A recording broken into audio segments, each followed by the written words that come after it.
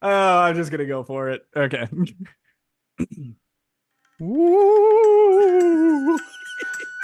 Welcome back to the Castaway Consultants, where we teach. That was great. Where we teach future Survivor players how to play the game by criticizing former players. Today, we are talking about season 36 of Ghost Island. And we're specifically talking about the Postmerge today. So we are going to be spoiling everything from this season. I am one of your three spooky and fabulous co-hosts, Josh Wessler, joined today by the one, the only, fantastic, stupendous Ryan Stacy and Derek Kubacek. The one and only two of us. Hooray! Josh, well done. I Well loved your intro. I think I changed accents like twice or like That's themes okay. a couple times. Whatever. They'll take our lives, but they'll never take our freedom. It's better than Count Oh, geez. I was like Count Count. No. You were gonna say Count Cocula? Yes. It was better than Count Chocula from last episode. Do not be jealous of me. We are off and rolling already on our Survivor Ghost Island post-merge podcast, Survivor Spooky Island. Guys, we're back to talk some more Survivor. This time around, the Josh's goofy intro, I mean, it's the highlight of my podcast, but it's not the highlight of the post-merge plus the intro, if that makes sense. Yes. We actually have some fun stuff to talk about today. Ghost Island gets really fun. The merge episode is an all-time elite episode of Survivor. And then there's a nice run of, I would say, 3 more episodes in a row. So those first 4 merge episodes are all really fun. And then we have 2 absolute frustrating duds and a frustrating finale that, you know, it gets interesting at the end. There's a lot of frustration for me in this season in those last 2 regular episodes in the finale. Well, and you can say it's frustrating, but it can also be really entertaining just because of how did we get here? Like it is just, to me, there were so many things that I didn't remember that are like actually fascinating about how it ended up happening and why it ended up happening, and I'm really excited to talk to you guys about it. So Ryan being our resident like game bot, especially when it comes to strategy and good moves, I can see where the post-merge is incredibly frustrating for him to watch, but it's kind of like me when I'm bowling and I throw a Brooklyn strike and I'm just like, I'm not satisfied with it. And everyone's like, wait, come on, you got a strike. What are you mad about? It's like, but you don't understand. It's how I got the strike. So for Ryan, I think I'm happy that we end up where we end up ultimately, but how we get there should never have happened. So it's almost like nobody deserves this, but we get it anyway. It reminds me a lot of Survivor 48. Very similar with, some people get a stranglehold on the game, and then the players in the bottom are frustrating and stupid and don't do anything about it. 48 is probably more egregious, but man, oh man, Ghost Island has 3 contenders for like worst players of all time. Just like a horrible combination of players in the end game. Yeah, so Ghost Island is frustrating at times, but those first 4 episodes are an absolute blast. So let's get into whether this is must-watch Survivor, because the point of this podcast is there's a lot of Survivor out there. Season 51's coming up. You might not have time to watch it. Also, we're here to tell you what is must-watch Survivor. I'm going to say yes. And here's why. Here's why Ghost Island is must-watch Survivor. And I'm going to say, to a lesser extent the pre-merge, but you need the whole thing. I think it is hyper important for you to study. If you want to play Survivor, you need to study the game of Laurel. Laurel's game needs to be analyzed and studied for anyone who wants to play Survivor ever. It's one of the most important games to study. And I'll get more into that why. But this is must-watch Survivor for anyone who wants to play the game. What's interesting is it's as much the edit as it is the events that happen, because there have been players that are in situations similar to some of the people we're going to talk about this post-merge, Laurel being front and center of that entire group completely. But there's a lot to learn this post-merge. I'm going to say that it is also must-watch Survivor. I'm not going to agree with Ryan all the way that you need to go back to the pre-merge. You can just let us preface you and then go and watch the post merge, and I think you'll get the point. But yeah, between the power duo rife with advantages, some of the new era teasings that you get, like season 36 honestly feels like season 40.5 at times, and it feels like the 40s in general and 50 took a lot of inspiration from Ghost Island. But like Ryan said, I mean, Laurel's game and Donathan's game, these are games that you need to study if you want to win Survivor. Yeah, I would agree. And I'm not going to change anything about my thoughts on the pre-merge. I still stand by that it was pretty boring overall, and I don't think you need to go back and watch it. But for how boring that was, the post-merge was surprisingly entertaining. And maybe it was just because we set such a low bar in the pre-merge, but I was overall very impressed with the post-merge from just an intrigue standpoint. I'm glad that I rewatched it, and I think that it is a little underrated because of that. So I would say it's must-watch Survivor for everything you guys said. Don't need to harp on that. We're gonna get some things here that we'll never see again. Probably never see again, but that's okay, because Survivor will always throw you a curveball. And you know what? I shouldn't even say that, because who knows? In the open era, as we're coming up here on Survivor, you never know what you're gonna get. So study everything. Yep. The Poltergeist Peninsula. Well, let's get into spoilers. So we'll be spoiling the rest of Ghost Island, including the winner here. So go on and go watch this thing and study. Here we go in 3, 2, 1. Wendell Holland is going to win Survivor Ghost Island because he's going to run the show with Dominic. It's going to be the Dominic and Wendell show. And like I said, Laurel is probably the most frustrating person to ever play Survivor. She's in the running, if not number one, for most frustrating player ever. And that sucks because Minnesota's own. She did not represent well. It's so hard. I was thinking when I would come back and watch, maybe I would feel differently about Laurel's game. I remember I did sort of a neo-realism critique of her game when I first watched it, saying, oh, well, you know what? At a certain point, she realized she wasn't going to win, and she just wanted that third place money to pay off her student loans. And I still believe that's exactly what happened. But as someone who desperately wants to compete on Survivor, it's hard, it's saddening, and it's a little bit pathetic to watch all of this go down. I'm not saying that she is. I'm saying that the game that she decided to play, and Donathan, you are not completely immune to this. Sebastian, you're not completely immune to this. But Laurel, unfortunately, you're the poster child. It's frustrating to watch you play, and I hope you never play again.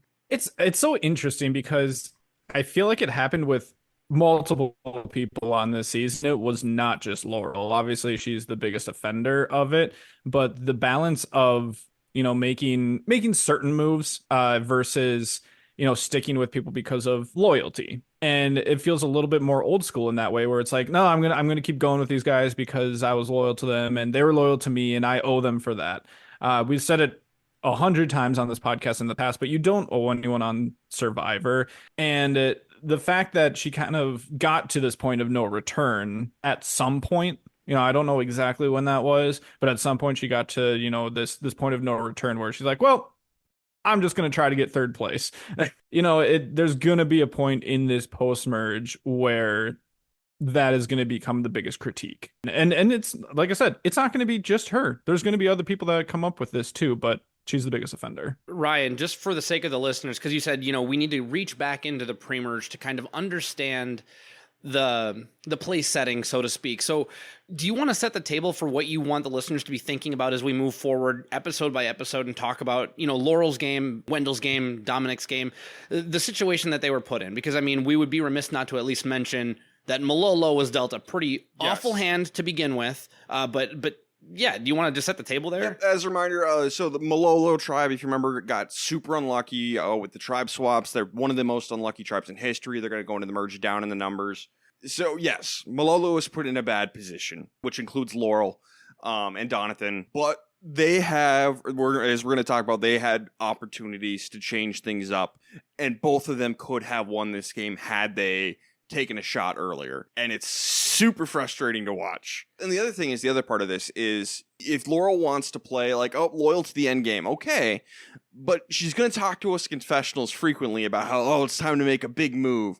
And, we talked about her famous confessional in Ghost Island, pre-merge last week. And it's just, when you know the ending, it is like unwatchable, her confessional. Yeah, for those who are wondering, Ryan is our primary note taker. So when Derek takes a specific note, it's because he really wants you to know something. Episode 3, Laurel said she doesn't want to be passive in the game of Survivor. She wants to leave her mark. And though I didn't say it at the time, I put so many troll-lol-lol-lol-lol-lols after that right in my note because I knew what was coming. And we're going to get it 5 more times this post-merge. Mm-hmm. And nothing ever happens. It's important to learn. It's important knowledge to have. Study Laurel's game and learn what she did wrong, which was a lot. And we're gonna get to it. Like, once again, we're gonna get to it in more detail. But the last kind of point I would say on it is, you also can't wait for the perfect situation to come up. And I think that was maybe the key that kept people from taking the shot. They're just waiting for the perfect opportunity to do it. And when you have good players with hardware and who can win challenges, that just might not happen. And you need to take risks. Okay, let's go over this cast. We're going to do a quick refresher. There's 5 Malolo members versus 8 Navidi members. So yeah, they're very much down in the numbers. Not a great situation. Our 5 Malolos, we have Libby Vinsek, a social media strategist from Houston. Jenna Bowman, an account executive from California. Michael Yerger, a real estate agent from Los Angeles. Jonathan Hurley, a caretaker from Kentucky. And Laurel Johnson, a financial consultant from Minneapolis. Womp womp. Womp womp. From our Navidi tribe, we have Wendell Holland, a furniture company owner from Philadelphia. Dominic Abate, a construction supervisor from New York. Angela Perkins, an Army veteran from Ohio. Sebastian Noel, a fishing guide from Florida. Kellen Bechtold, a career consultant from Denver. Chelsea Townsend, an EMT from Los Angeles. Desiree Afuye, a student from New York. And Chris Noble, a male model from New York. But Yes. why male models? Yes, but why male models? So 13, some are better than others. And in this bunch, we have 3 to 4 of the worst Survivor players of all time. Or at least the most frustrating. Yes. Yep. They're in there with some people from like One World and from 48. You know, if I made a list of the top 10 most frustrating Survivor players, there's going to be at least 2 for sure that make the list from Ghost Island. And there's going to be a couple of dishonorable mentions. As a reminder for our winner picks, I currently have Kellen, Derek has Dominic, and Josh called his shot. Josh had Wendell. Congratulations, Josh. Hooray. And I did that back in whatever year this aired. Yeah, he called a shot from the beginning. Derek, you have Dominic. He's going to get second. Yep. You're not going to get the win. Nope. And to remind everyone, I did not like picking Dominic in that moment. I just didn't like any of the players left, and he was the only one with an edit. And we're going to see how I do once Kellen goes home. So we'll see if I can pull this thing out. Yeah. Should we jump into these episodes? At long last. All right, episode 7, Fear Keeps You Sharp. In my opinion, one of the greatest Merge episodes of all time. This episode is so dang funny. And it's going to have one of my nominations for most memorable moment of this season. I love this episode. It is hysterical. Agreed on all counts. This is fun. Fun undersells it. So we're going to get the merge, and immediately Chris Noble and Dominic, they're gunning for each other. They want each other out. The 6 other members of Navidi, they're all like, let's calm down. Let's get a Malolo out, guys. We're Navidi strong. And so Wendell is going to try and be a mediator between these 2 guys, and it does not work at all. So what are we even talking about here? Are we even talking, Chris? No. So by the end of the conversation, when I was like, yeah, we got to take out Chris. Hey, he tried. He tried. This is good Survivor gameplay, by the way. And actually, I would say Wendell maybe even did a little too much. But it is funny that Chris and Dom are so locked into each other that like Wendell can play mediator without fear for his game because they hate each other so much. Well, not hate each other, but their games are so at odds. Yeah. They actually kind of like each other, but they are bitter rivals. It's Yes. a really interesting relationship between Chris and Dom. But it is very clear this beach is not big enough for the both of them. One of them has to go. So we're ready for some civil war. Yeah, and it should be pretty obvious, but don't get yourself into this type of situation. Yeah. Because now it doesn't take long, but we are talking about, hey, it is going to be one of two people tonight. And if you are one of those two people, guess what? That's a 50-50 shot. It's the merge episode. You don't know how things are going to swing. You don't know if tribal alliances are going to, stay in their lines. You could just be going home because you are too stubborn to do anything about it. So when they merge, they get new buffs, and Chris is going to find a note in his buff. And he has the opportunity to get a hidden immunity idol, but he has to sneak out of camp in the middle of the night and go to Ghost Island. And this is so cool. This is early in like the modern era where we're going on journeys. And to have, this is the first time we have someone sneaking out of camp in the middle of the night. And so Chris gets to Ghost Island. There's just fire everywhere. This is so freaking cool. This is one of my nominations for most memorable moment of the season. Now, when you say Ghost Island to me, this pops in my head. This is Ghost Island. Amazing. I loved it. Maybe they should have done all of that at night. That would have been cool to give it that aesthetic. Maybe it didn't stand out to me as much just because it's not as novel anymore with all the journeys that we've had and people sneaking out at night. The one thing that did pop out to me that I wish they would have focused on a little bit more is, sneaking out is one thing, but having no one notice that you're gone for however long it is, something completely on top of that. And after he left the beach, they never mentioned it again. And, they just fast forwarded to morning. I guess no one noticed. I guess so. He was known for long aqua dumps, I guess. So he's going to go to Ghost Island, and he gets JT's idol from Game Changers, the one that he left at camp, got voted out with. And right now it is only good for one tribal council, but he can risk his vote to continuously power it up, and he can do this up to like 5 times. So he manages to get it powered up to 2 tribal councils. So this thing is good for 2 tribal councils, but then when he goes for the 3rd one, he loses his vote. Now, it would have been funny if Chris had lost his vote on the first one, and the idol was only good for 1. How much does this game change? Because Chris survives Completely. There'd probably be a different winner. Well, and guys, let's talk about the math for a second, or not even the math. Let's just talk about the situation. If I'm Chris, this is a gift from the Survivor gods. Don't risk your vote at all. Take the idol, play it tonight. You know you're going head to head with Dom. And if you have this idol, don't worry about tomorrow. Play damage control, do damage control, but get Dom out and see where your game can go from there. He should have just taken this idol. Mm-hmm. Yeah, I don't know if I agree with that because I think he's free rolling. Like, yes, it is a gift, but he's like, he loses his vote for 1 tribal council, regardless of how far you make it in this betting that he does. So if he makes it for 1 tribal council or 6 tribal councils, regardless, he still just loses 1 vote. So if he makes it like 3 or 4 tribals, let's just say, but then he comes back and is so confident, like knows 100% knows. Now you have to have the correct read on it, but if he knows for sure that he's not going to be going home, that it's Dom for whatever reason, then you can just pocket it and your lost vote doesn't really matter. You also have to be a good enough player to be able to recognize the situations though.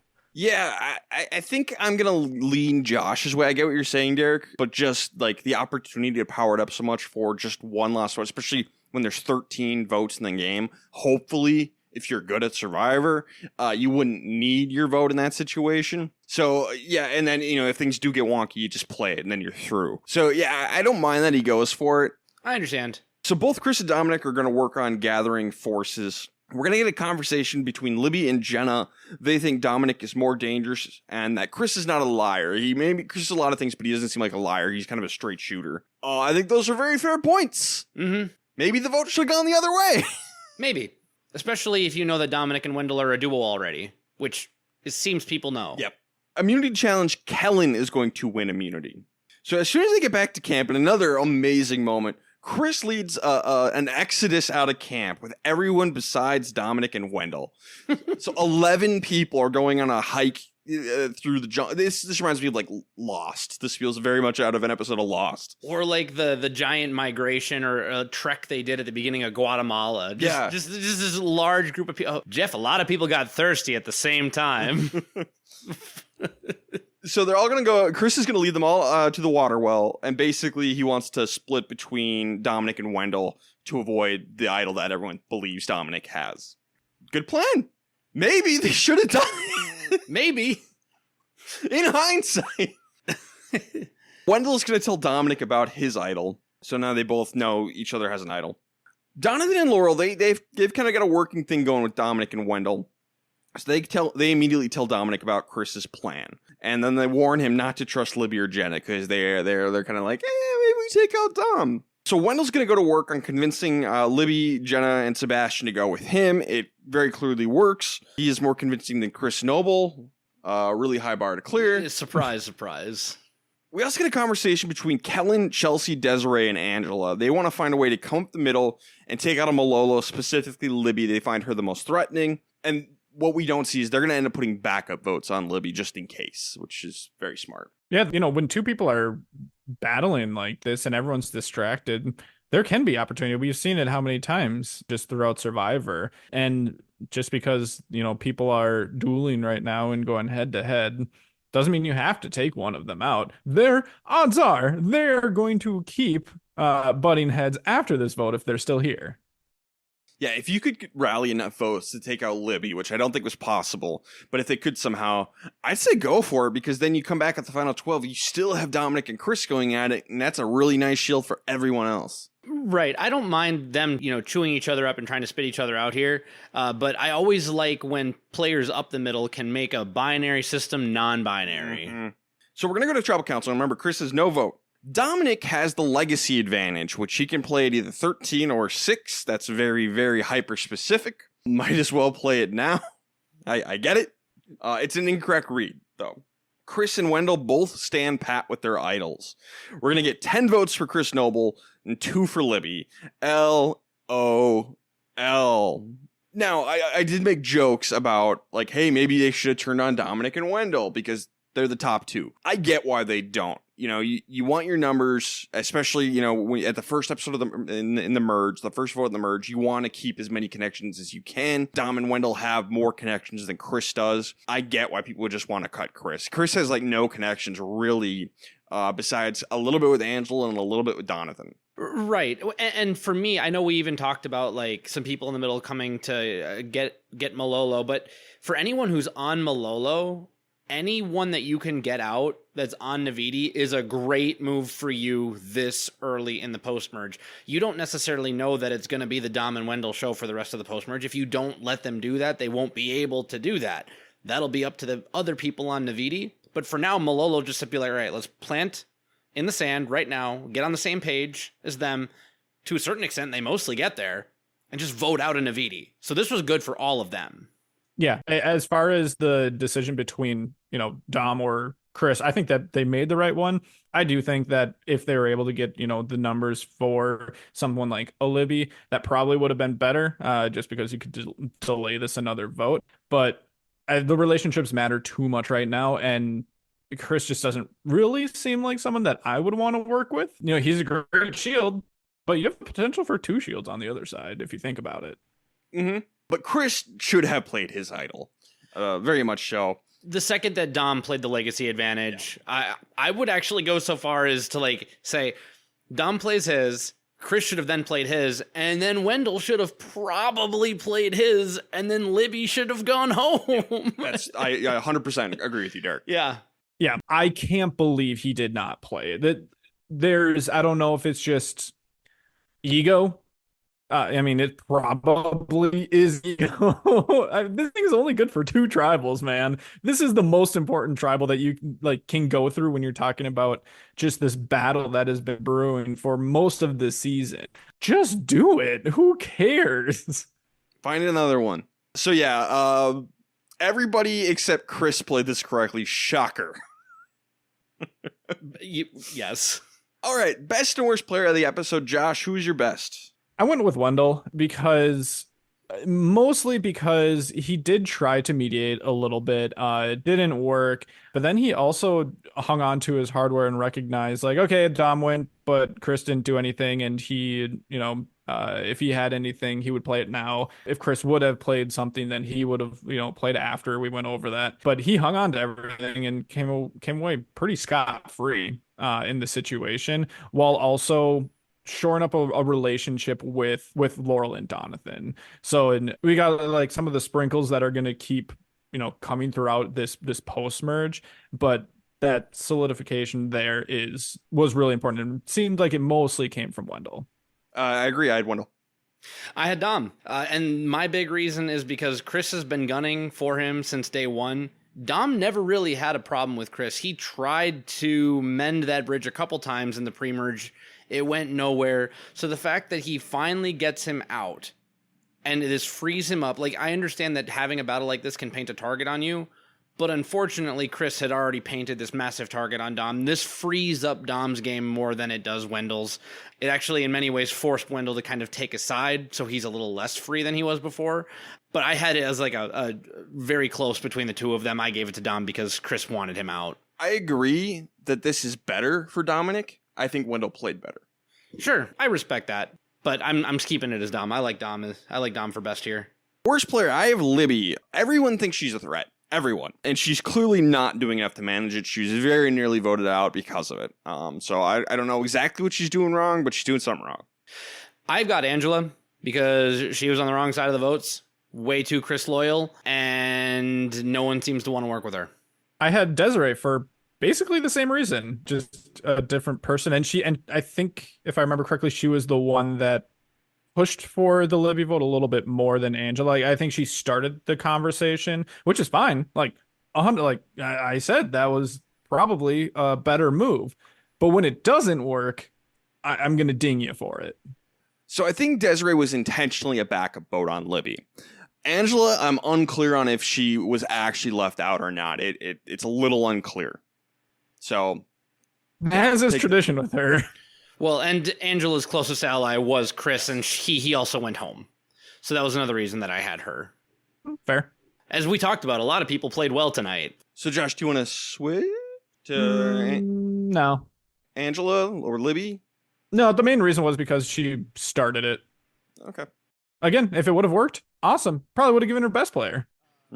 But if that plan fails, you're setting yourself up for worst. Episode 8, the Sea Slugger. Oh, just funny, with Chris Noble, he makes it to the merge, never casts a vote on Survivor. He went to one tribal council, didn't get to vote. I just find that really funny. Oh, yeah.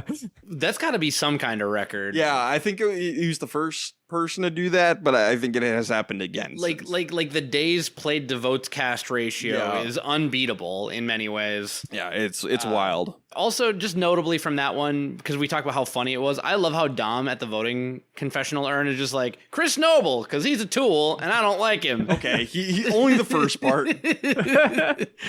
and then Wendell being like, dude, you got no bars. Stop rapping. Wendell is a little mean to Chris. Put down the pen. Use an eraser. Just kept going. Stop talking.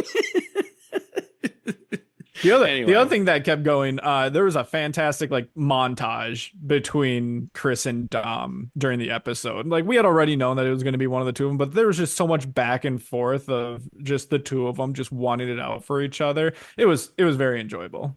Extra credit homework for the listeners out there. Go find the Chris Noble Ponderosa of him not putting the pen down and continuing to rap. Yeah, it's pretty great. I don't know if that. I remember they took it down for a while. I don't know if it ever got put back up. But yeah, if you can find that, watch it. It's hilarious. It's almost Dragon Slayer levels of epic. Chris and Dominic, one of the great rivalries of Survivor, legendary. Bring it back for Survivor Rivals. I'd take Chris Noble back. Put him on The Amazing Race. If we get Chris Noble back before Dominic Abate, though, I'm going to lose my mind. They both need to come back. Yes, just Survivor Rivals. Put them on the same season. It'll be hilarious. Episode 8, the Sea Slugger. Dominic is worried that his threat levels got too high after this last episode, so he decides to take a back seat for a bit. Great idea, Dom. Love it. Solid plan. Yeah, it seems like his personality to be able to do that. Wendell thinks Laurel kind of feels insecure in their alliance of 4, so he's going to tell her about his idol. It makes Laurel feel powerless in her alliance. And then she's going to talk about, maybe it's time to make a move. Can I really trust him fully? Can I? No. All right, Laurel, time to consider making a move. If not, make a move. Take a drink every time Laurel considers making a move. Oh, no. Reward challenge, whatever. But Jenna's going to get sent to Ghost Island via rock draw, but there's no game for Jenna. Womp womp. Michael is going to go to work trying to get Angela to flip on Wendell and Dominic. And then he's going to push a little harder. He wants to try and get her separated from Chelsea and Kellen as well. I think you might have pushed a little too hard there because Angela seems like she feels closest to Kellen and Angela and Desiree. So Angela's immediately going to rat him out to the rest of Navidi about everything Michael said. So Michael has now emerged as the new target. He's easily the best player for Malolo. We've ended the Chris Dominic rivalry. Let's take out the most threatening Malolo and Michael. Yep. Well, in fairness, even with Michael doing this, I still think I think the reason he was doing this was because he was already being targeted as the most dangerous Malolo. So I don't necessarily think that, you know, the causation is the correlation. I think it's debatable which came first, the chicken or the egg in this circumstance. Yeah, I agree. We're going to get a gross food immunity challenge, which Angela is going to win. When I get on Survivor, producers, don't give me a gross food eating challenge. I gotta say, don't take the route that Angela did. Like, there was a sea slug that was pretty large, and she just goes straight down her throat with it. That is how you choke and die. Like, it looked painful. Navidi's also going to fill in Donathan and Laurel on the plan to take out Michael, and that Libby's going to be the backup split vote. So Donathan and Libby are kind of at a fork in the road. Which way do you want to go? Donathan and Laurel, not Libby. Oh, Donathan and Laurel, sorry. Yep. Dominic is going to tell Libby that it's Michael, but then Donathan's going to tell her the truth that it's a split vote between Michael and her. Michael's plan is if Navidi splits the votes, and there's 7 of them left at this point, Malolo can come up the middle and take out Wendell. And so Donathan and Laurel are kind of the swings here. Like, which way do we want to go? Do we want to stick Malolo strong, or do we want to go with this new alliance of Dominic and Wendell, both of whom have idols, and we know that. So we're going to go to Tribal Council. Michael is going to play his idol and save himself because it was 7 votes for Michael, 4 votes for Libby, and I think 1 for Wendell. Yeah, 1 for Wendell. So first of all, I don't think Navidi should have split here. That's a risky move. I know you want to avoid an idol, so maybe you don't go after Michael. Maybe you just take out somebody else, and you leak that Michael's your plan. But you don't have the numbers to do this. It's 4-3, and Malolo 6 together. That's 5. But Malolo should have gone for Wendell. Like, we have Laurel talking about how uncomfortable she feels. You can get a strong player out with an idol in his pocket, and you could stick with your Malolo group, and you still have bigger Malolo people who will get taken out before you. So I think this was a real missed opportunity. Yeah, it's hard when you look at the way the numbers broke down because, I mean, Michael got the most, but then Libby got the second most. So they just kind of let him get away with it. They just accepted the fact that they needed to turn on each other to try and do something. But, like, I don't know. If Michael does a better job explaining the plan, well, then Laurel and Donathan would blab. Man, this is such a hard situation for Malolo because of the incompetence of the players. Mm-hmm. But you're right. Like, on paper, you need to be taking a shot at Wendell here if you're Malolo. If you know the votes are coming to Michael, like, you take the shot at Wendell and try and make something crazy happen. But you need good players to do that. Yeah, you know, I'm going to level, I'm going to say a lot of time, this is what should happen. And, Laurel and Donathan might not be good enough to do that, but I'm going to treat them as if they are. You know, I have expectations for my Survivor players, and you got to meet them. Yeah, I mean, you have to go that route as far as like the grading goes. I don't know, but I don't know if I agree with you that is the correct move, just because and this is going to happen throughout the post-merge, especially early on, just really trying to figure out who they're closest with relationship-wise and whether or not they want to try to pair with someone like Dom and Wendell short-term, very important, short-term, versus going with Malolo just because you came from a crappy situation with Malolo, a really unlucky tribe. You don't have to just go with your original tribe members for the sake of doing it. If it's convenient and a smart move, sure. But we still have 12 people left here. And I think it's very important that you have numbers going forward. And I think for Laurel and Donathan, that grouping of 4 with them and Dom and Wendell as kind of like a sneaky group of 4, I think that's reason enough to stick with them right now. And if it can, 1, have a strong relationship, but 2, prioritize you for the rest of Malolo, that you're not going to get taken out, I think that's valuable. So I actually think that this was a perfectly fine result. I think on a different season, I think it would have been fine to go this way. But the problem is that a lot of people on Navidi, Kellen especially, has been really preaching Navidi strong this whole way through. And Malolo has just gotten curb stomped. When the other tribe is doing that, I think you need to stay Malolo strong when you have the opportunity. And yeah, so maybe if the opportunity hadn't presented itself and they weren't doing a split, yeah, you go with the flow, you vote for Michael or Libby or whoever. But the opportunity presented itself to take out a strong Navidi. I think they should have pulled the trigger. There's a couple more reasons, and I'll make it really short here. Dominic and Wendell are obviously a power duo. It's not just a sneaky foursome that Laurel and Donathan are clued in on here. They are with a power duo with hardware on a majority tribe that is very rah Navidi strong, and Malolo is still down in the numbers and in kind of a hopeless situation, hoping for something to come up Millhouse. So that's why I think you need to gun for Wendell. But even so, maybe you try and push them a little bit like, hey, can we gun for Kellen? Can we get out another Navidi so that we can feel a little bit more comfortable on the Malolo side, and then that helps us prove that this is real. When they say no, then you know that they're not actually that loyal to you and it's a marriage of convenience. Yeah, sure. That's actually, while you were talking, I was going to say exactly that is, if you want to go that route and go, be afraid of the rah Navidi strong, which we're going to learn isn't going to last very long, but you want to have that close relationship with Dom and Wendell for now. Great. Take out, whoever. Did Kellen won immunity? So, maybe no, Angela won. Oh, Angela won immunity. So yeah, take out Kellen. Think Kellen, who is the one that is, the most rah trying to keep everyone together. I think that is your answer here. I like that. I would actually be totally on board with that if they could somehow shift the target to Kellen. That'd be the perfect person for Malolo to take out, because that fractures Navidi and gives all of them more room to work with. And it helps to preserve the foursome that Josh is talking about a little bit. If it's early enough in Emergent, you want to keep that solid. Keep that potential alive. So yeah, I like this plan of voting out Kellen instead. Best player, Derek, who do you got? I gave it to Wendell because I felt like it was Wendell's social game with Laurel that we saw this episode that really tied in Donathan and Laurel and ultimately got Malolo to eat itself a little bit here.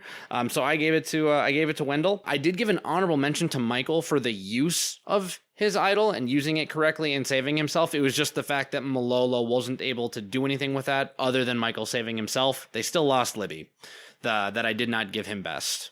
I did give it to Michael. I think that the seeds for the social part that you're talking about from Wendell is a little bit of a carryover. I'm not going to fight you on it because he's the other option, I think. But I think that Michael just, buying himself time, I think is valuable enough for him, especially when there's so many Navidi left. Sometimes all you have to do is just buy time before they want to, eat themselves. I had Dominic. I like that he took a backseat role in this episode, but he still kept Donathan and Laurel on board with their alliance.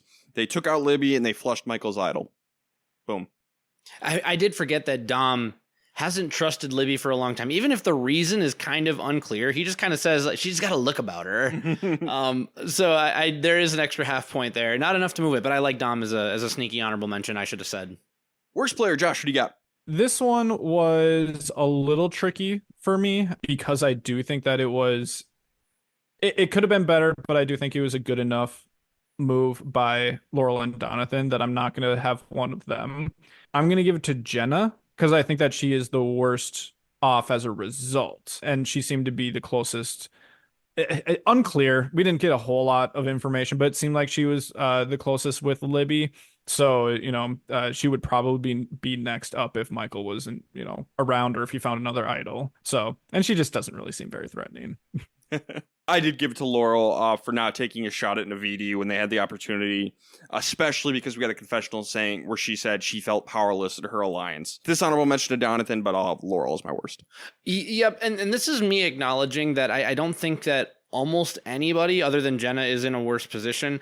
I did give it to Laurel because she already said she doesn't feel powerful in this alliance, but we didn't see her do anything about it. Now, even if she would have continued with the Michael Libby split vote plan, but she was having other conversations that we saw that ended up bearing out fruits, that would have been shown in the edit, and I wouldn't have given her worst. So I have Laurel, but I see Jenna, but ultimately Malolo's still in a tough spot here, so... Episode 9, it's like the perfect crime.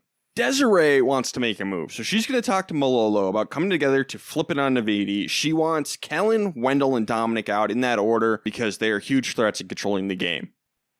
Okay. Yes, I think this is good.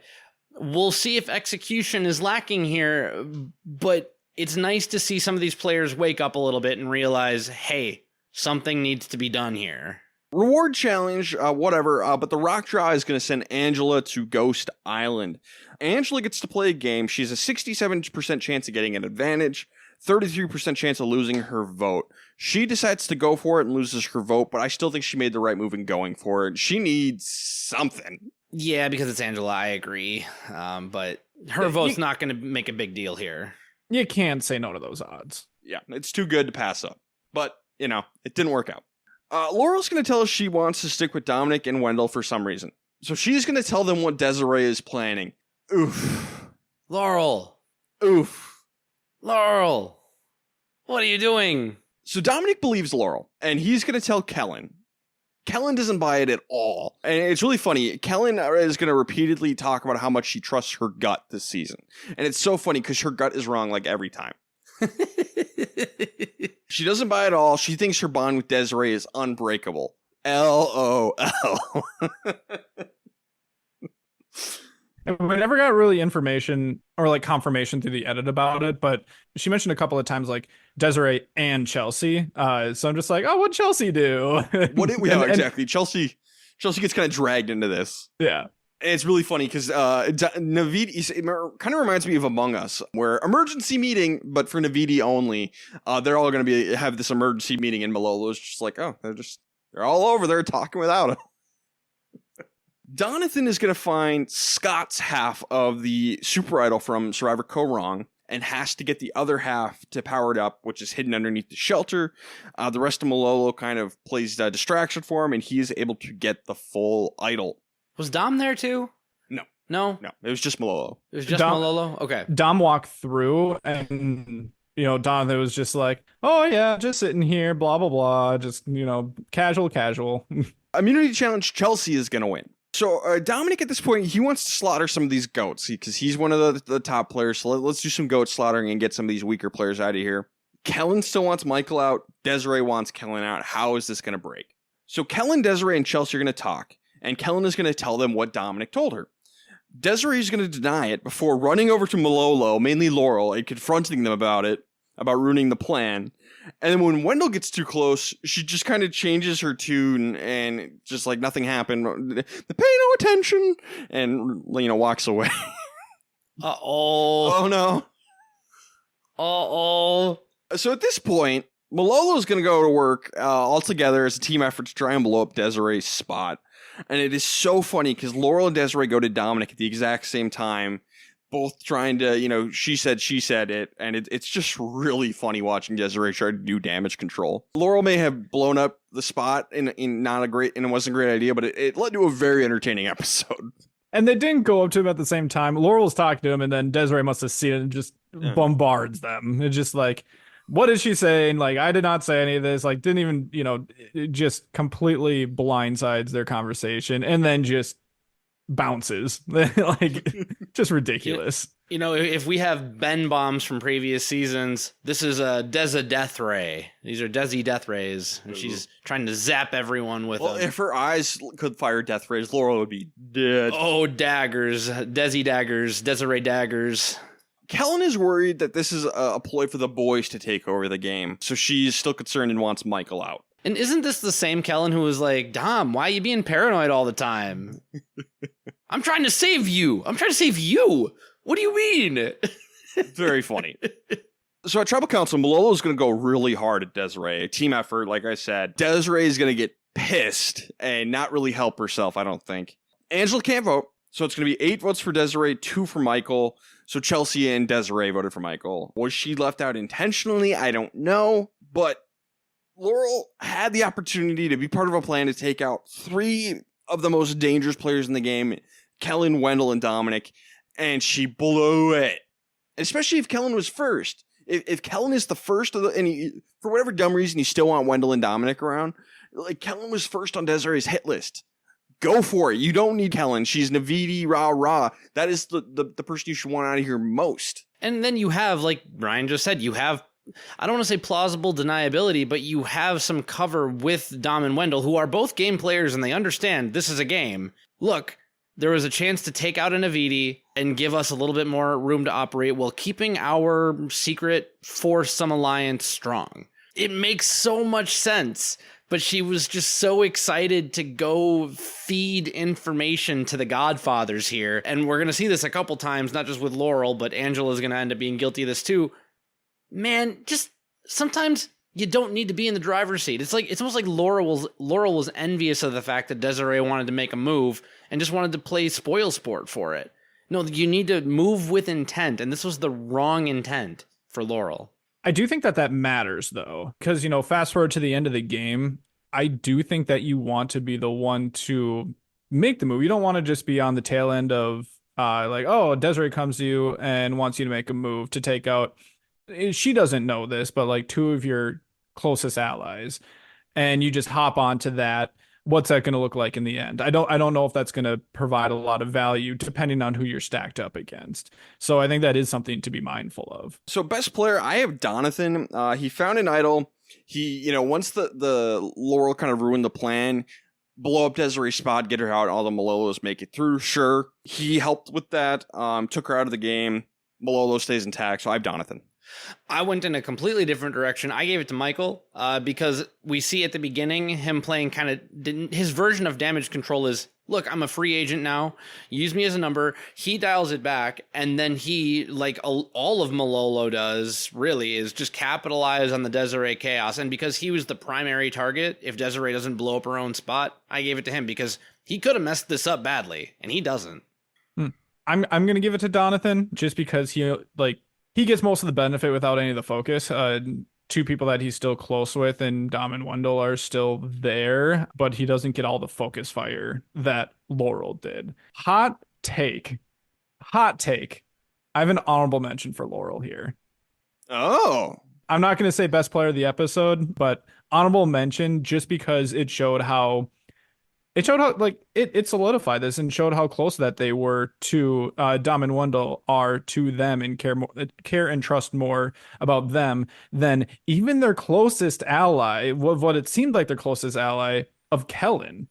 Because Kellen did not want this. She's stomping her feet and wants to get Michael out so badly, but they still just don't do it because they believe Laurel more. So I'm going to give her an honorable mention for that.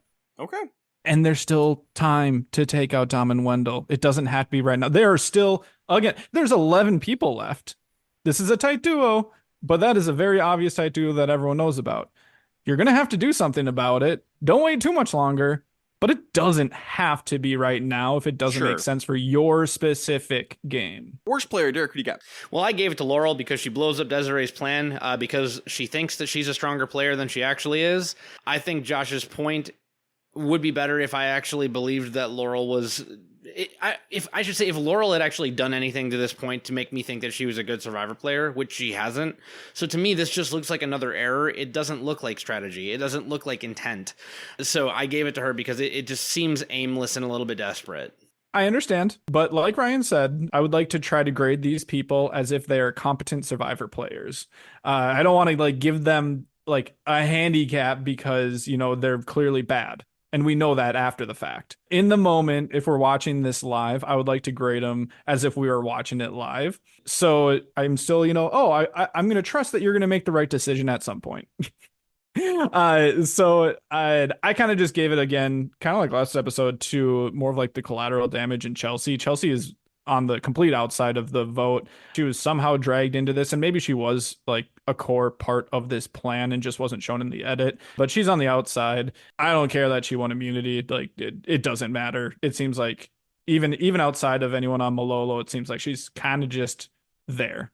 I also gave it to Chelsea.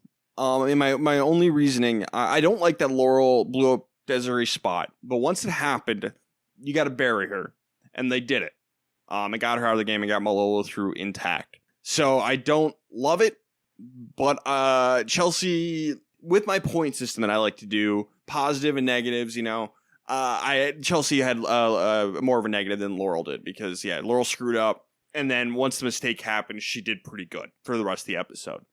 So dishonorable mention to Laurel, but I'm going to give it to Chelsea. One note I didn't even mention is Desiree is never going to vote for you now, Laurel. Yeah. Like, you have now burned her completely. So are you 0 for 2? Like, will Chris Noble ever vote for Laurel? I'm sorry, Mr. Machismo himself, I doubt would vote for Laurel unless there is a really great reason for that to happen. So, like, jury management, this is already horrible for Laurel. Someone trusted you with a plan and you broke that trust. So that seems like a good opportunity to just like throw out my Ryan's rank downs. Ryan's rank downs, everybody. Famous. Yes. So just based off everything that happens over the course of the season, and yeah, there's some fluctuation as it happens, but for ranking everybody from who would beat everyone else to who can't beat anyone. So in order, my top one is Michael, just because I think if he can get to the end, you can't not give it to him. But after that, we have Wendell, Dominic, Kellen, Donathan. And Donathan, you know, he hasn't done much yet, but I think he's going to endear himself to people for trying to fight Wendell and Dominic later on, as not very skilled as it is. I do think he endears himself to the jury. Chelsea, Desiree, Libby, and now for the bottom 4, Laurel, Sebastian, Jenna, Angela. So I think Laurel could still win at this point if she takes out Dominic and Wendell, because then it's like, okay, those were good moves. Boom, you win. You played a solid game, as opposed to people like Sebastian, Jenna, and Angela who really didn't do anything. So I still think Laurel, you know, it's not over for Laurel, but she got to take out Dom and Wendell at some point, right? Yes. She can't just keep letting him get away with it. Like I said, we're assuming competent Survivor players, so Right. clearly she is going to. I mean, you can't let him get to the end, right? You can't. Episode 10, the finish line is in sight. Dominic, very thankful to Laurel for warning them about Desiree, and Laurel's going to swear allegiance to him, Wendell, and Kellen. Cut to Kellen, I still want Laurel out. Navidi strong. Dominic is going to find the fake idol that David made to trick Jay in Millennials versus Gen X, but it's still a fake idol. So it's just a good-looking fake idol. Dominic can use that how he pleases. I thought he was going to keep it in the coconut and do the same thing that happened in the original season. That would have been great. And he might have won the game if he did. Maybe. Immunity challenge. We're going to do the thing. We divide into 2 groups. We're going to do 2 immunity winners, 2 tribal councils, 2 people going home. Last person standing from the challenge from each tribe wins immunity. Last person standing overall wins the right for their group to vote. Second, once again, Malolo is going to get completely screwed over. It is 3 Navidi, 2 Malolo on both groups. We're in the post-merge, and Malolo is still getting screwed by tribe swap. Malolo still catching strays from the Survivor gods. What did Malolo do? Yeah, what did Malolo do?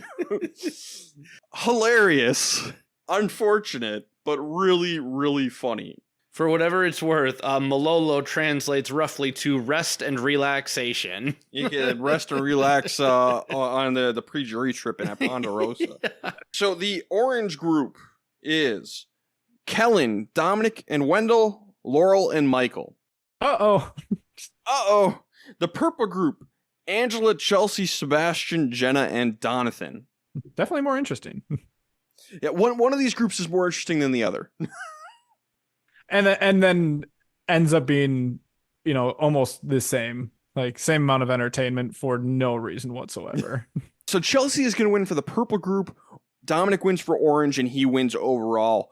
Interestingly, because in the new era, when we do this, usually the groups are separated, sent to different beaches. But this time, everyone's sent back to the same beach. Interesting. Yeah, because this is the first time this has happened. Yep. Well, okay, sort of. The first time this happened was Survivor Fiji, way back. And they split into 2 groups for the immunity challenge and went to 2 separate tribal councils. So we merged, and then we split in 2 groups, and then 5 and 5. The winning group went straight to tribal council. Didn't even get to go back to the beach. The losing group went to the beach. So this is technically the second time this has happened. Funnily enough, every time this has happened has been in Fiji. Cool. I just thought that I had heard people say like, oh, it's the first time this has happened, or like brand new Survivor twist. Probably is what Jess said. Well, he said that before, and it hasn't been true. Oh, fair. We have done this before. You know, it's a variant, so technically it's different, but like it's the same basic twist. So for orange, Michael is the target because he'll win. He will win. I get it. He's gonna ask Donathan to borrow his idol to try and, you know, pretend that he has one. But Donathan is not okay with that. Why not? Why not? That's what I was thinking. I'm like, it's a bold move. Because I completely get his reasoning is that that he doesn't want the information to come back that he has it. It's not like he's worried that Michael's going to steal it or do something nefarious with it. It's more so like, oh, I don't want you to blow up my spot of having this idol just by showing it to someone. But I think that's a worthy of a risk here. I think so too. I think Donathan should have gone for it. Unless Donathan wants Michael out too. It would depend on how they were socially together. Because Donathan is also trying to keep his inroads with Navidi. He's already kind of picked a side. So I don't mind getting Michael out regardless of circumstance at this point. We're getting down to it. I know we've got 11 people left in the game, but 10 at this point. 10 people left in the game, but 2 people are going home. I mean, you are running out of moves to get rid of big threats to win the game. So I don't mind Donathan being like, sorry, man, I got to cut bait. You can go ahead and try and pull off a miracle. I might participate, but you can't use my hardware to do it. I just think if they can get rid of another Navidi, it'd be great for him. Yeah, and if you can, I mean, clearly, as we are going to get to, someone like Kellen can get spooked pretty easily, so you never know what's going to happen if you just flash her the idol. Everything can change then. Other people could play their idols in response, even without you playing your own. So I think that it was a mostly no-lose situation. I don't think it's a big deal if people know that you have an idol in this scenario. Like there's so much upside that just see what happens. Who knows? Yeah. Chaos is a ladder. So Michael's going to tell Kellen that he has an idol. She believes it and tells Dominic. Dominic does not buy it at all, and he's like, ask to see it, ask to see the note, and Kellen doesn't do that at all, that we see anyway. This is so bad. Like, yeah, I would say inexcusable, because it is the one most obvious move. You have 4 people that want you out. All you have to do is say like, oh, I have an idol.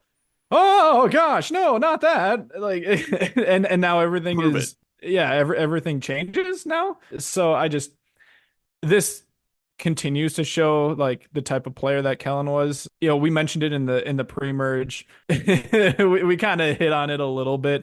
That's like, oh yeah, Kellen is a little shaky. She has the knowledge of a good Survivor player, but she's just very bad at the execution and isn't great under pressure at all. And clearly gets paranoid very easily. So there's just more data here behind that.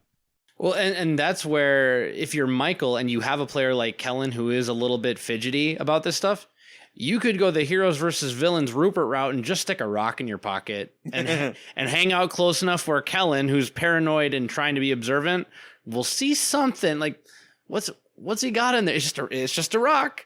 And then she has like, what's that? Oh, it's just a rock. Can you show me? No. Why you want to see what's in my pants? So yeah, I was a big defender of Kellen in the pre-merge. I thought she played a really solid game, but yeah, she's fallen apart. I disagree with the first part of that statement and agree with the second part. Well, I'm right, you're wrong. I lightly disagree with the first part. I thought her game was fine but unimpressive. There's nothing to make me think that she was going to win in the pre-merge. So Kellen's going to suggest voting out Laurel instead of Michael to be safe. And Wendell's going to fill in Laurel about the plan because they're an alliance. And they decide that Laurel should vote for Kellen in case of an idol. So if Michael does have an idol, it can bounce back on Kellen instead of Laurel. Kellen decides to play her extra vote. So we can do a split vote on Michael and Laura. Great. That's a great plan. What? Why? Because, if there is an idol, you don't have to worry about it. Split between Michael and Laurel. Boom. You have the opportunity to do a split vote. You can.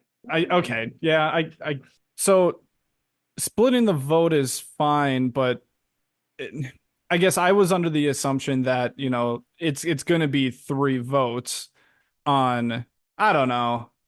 I just hated it. I hated it in the moment. I wasn't thinking through it, and I just thought it was dumb because this was just stupid in the first place because it's such an obvious lie.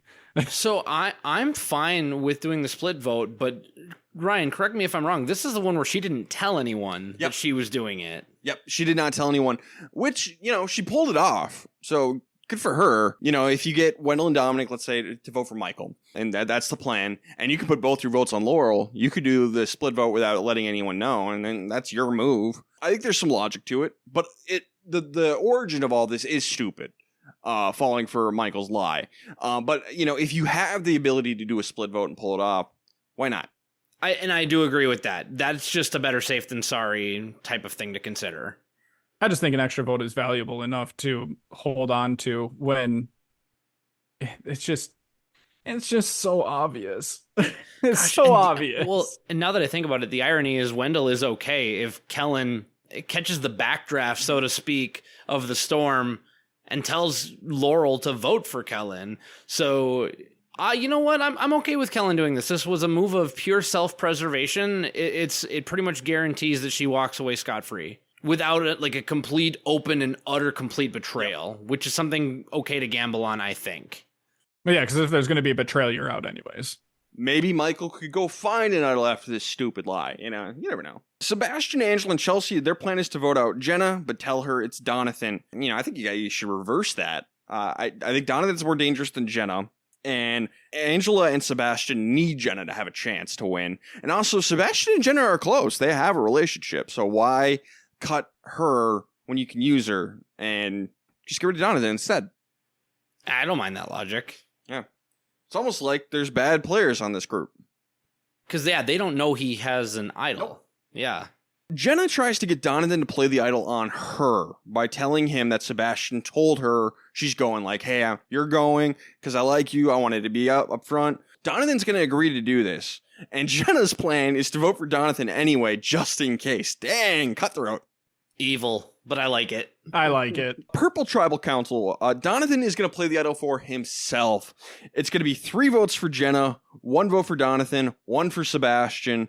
I think this is the wrong move. I think you'll try and lure Donathan into a false sense of security and target him. I like that Donathan tried to get out Sebastian. I think Sebastian, he's strong and nice and people like him. So I like that Donathan tried to take him out instead. But I just don't get going for Jenna instead of Donathan. I don't either. I think if I am Donathan, even though the idol is technically played incorrectly, I don't mind that he plays it. And so if I look at the move through that light, then maybe in my head, Sebastian is the one who should have gone home because more votes would be on Donathan, and Donathan saved himself with the idol. Getting yourself through production twists, I think, is the best use of hardware that you find, especially hardware that other people know that you have.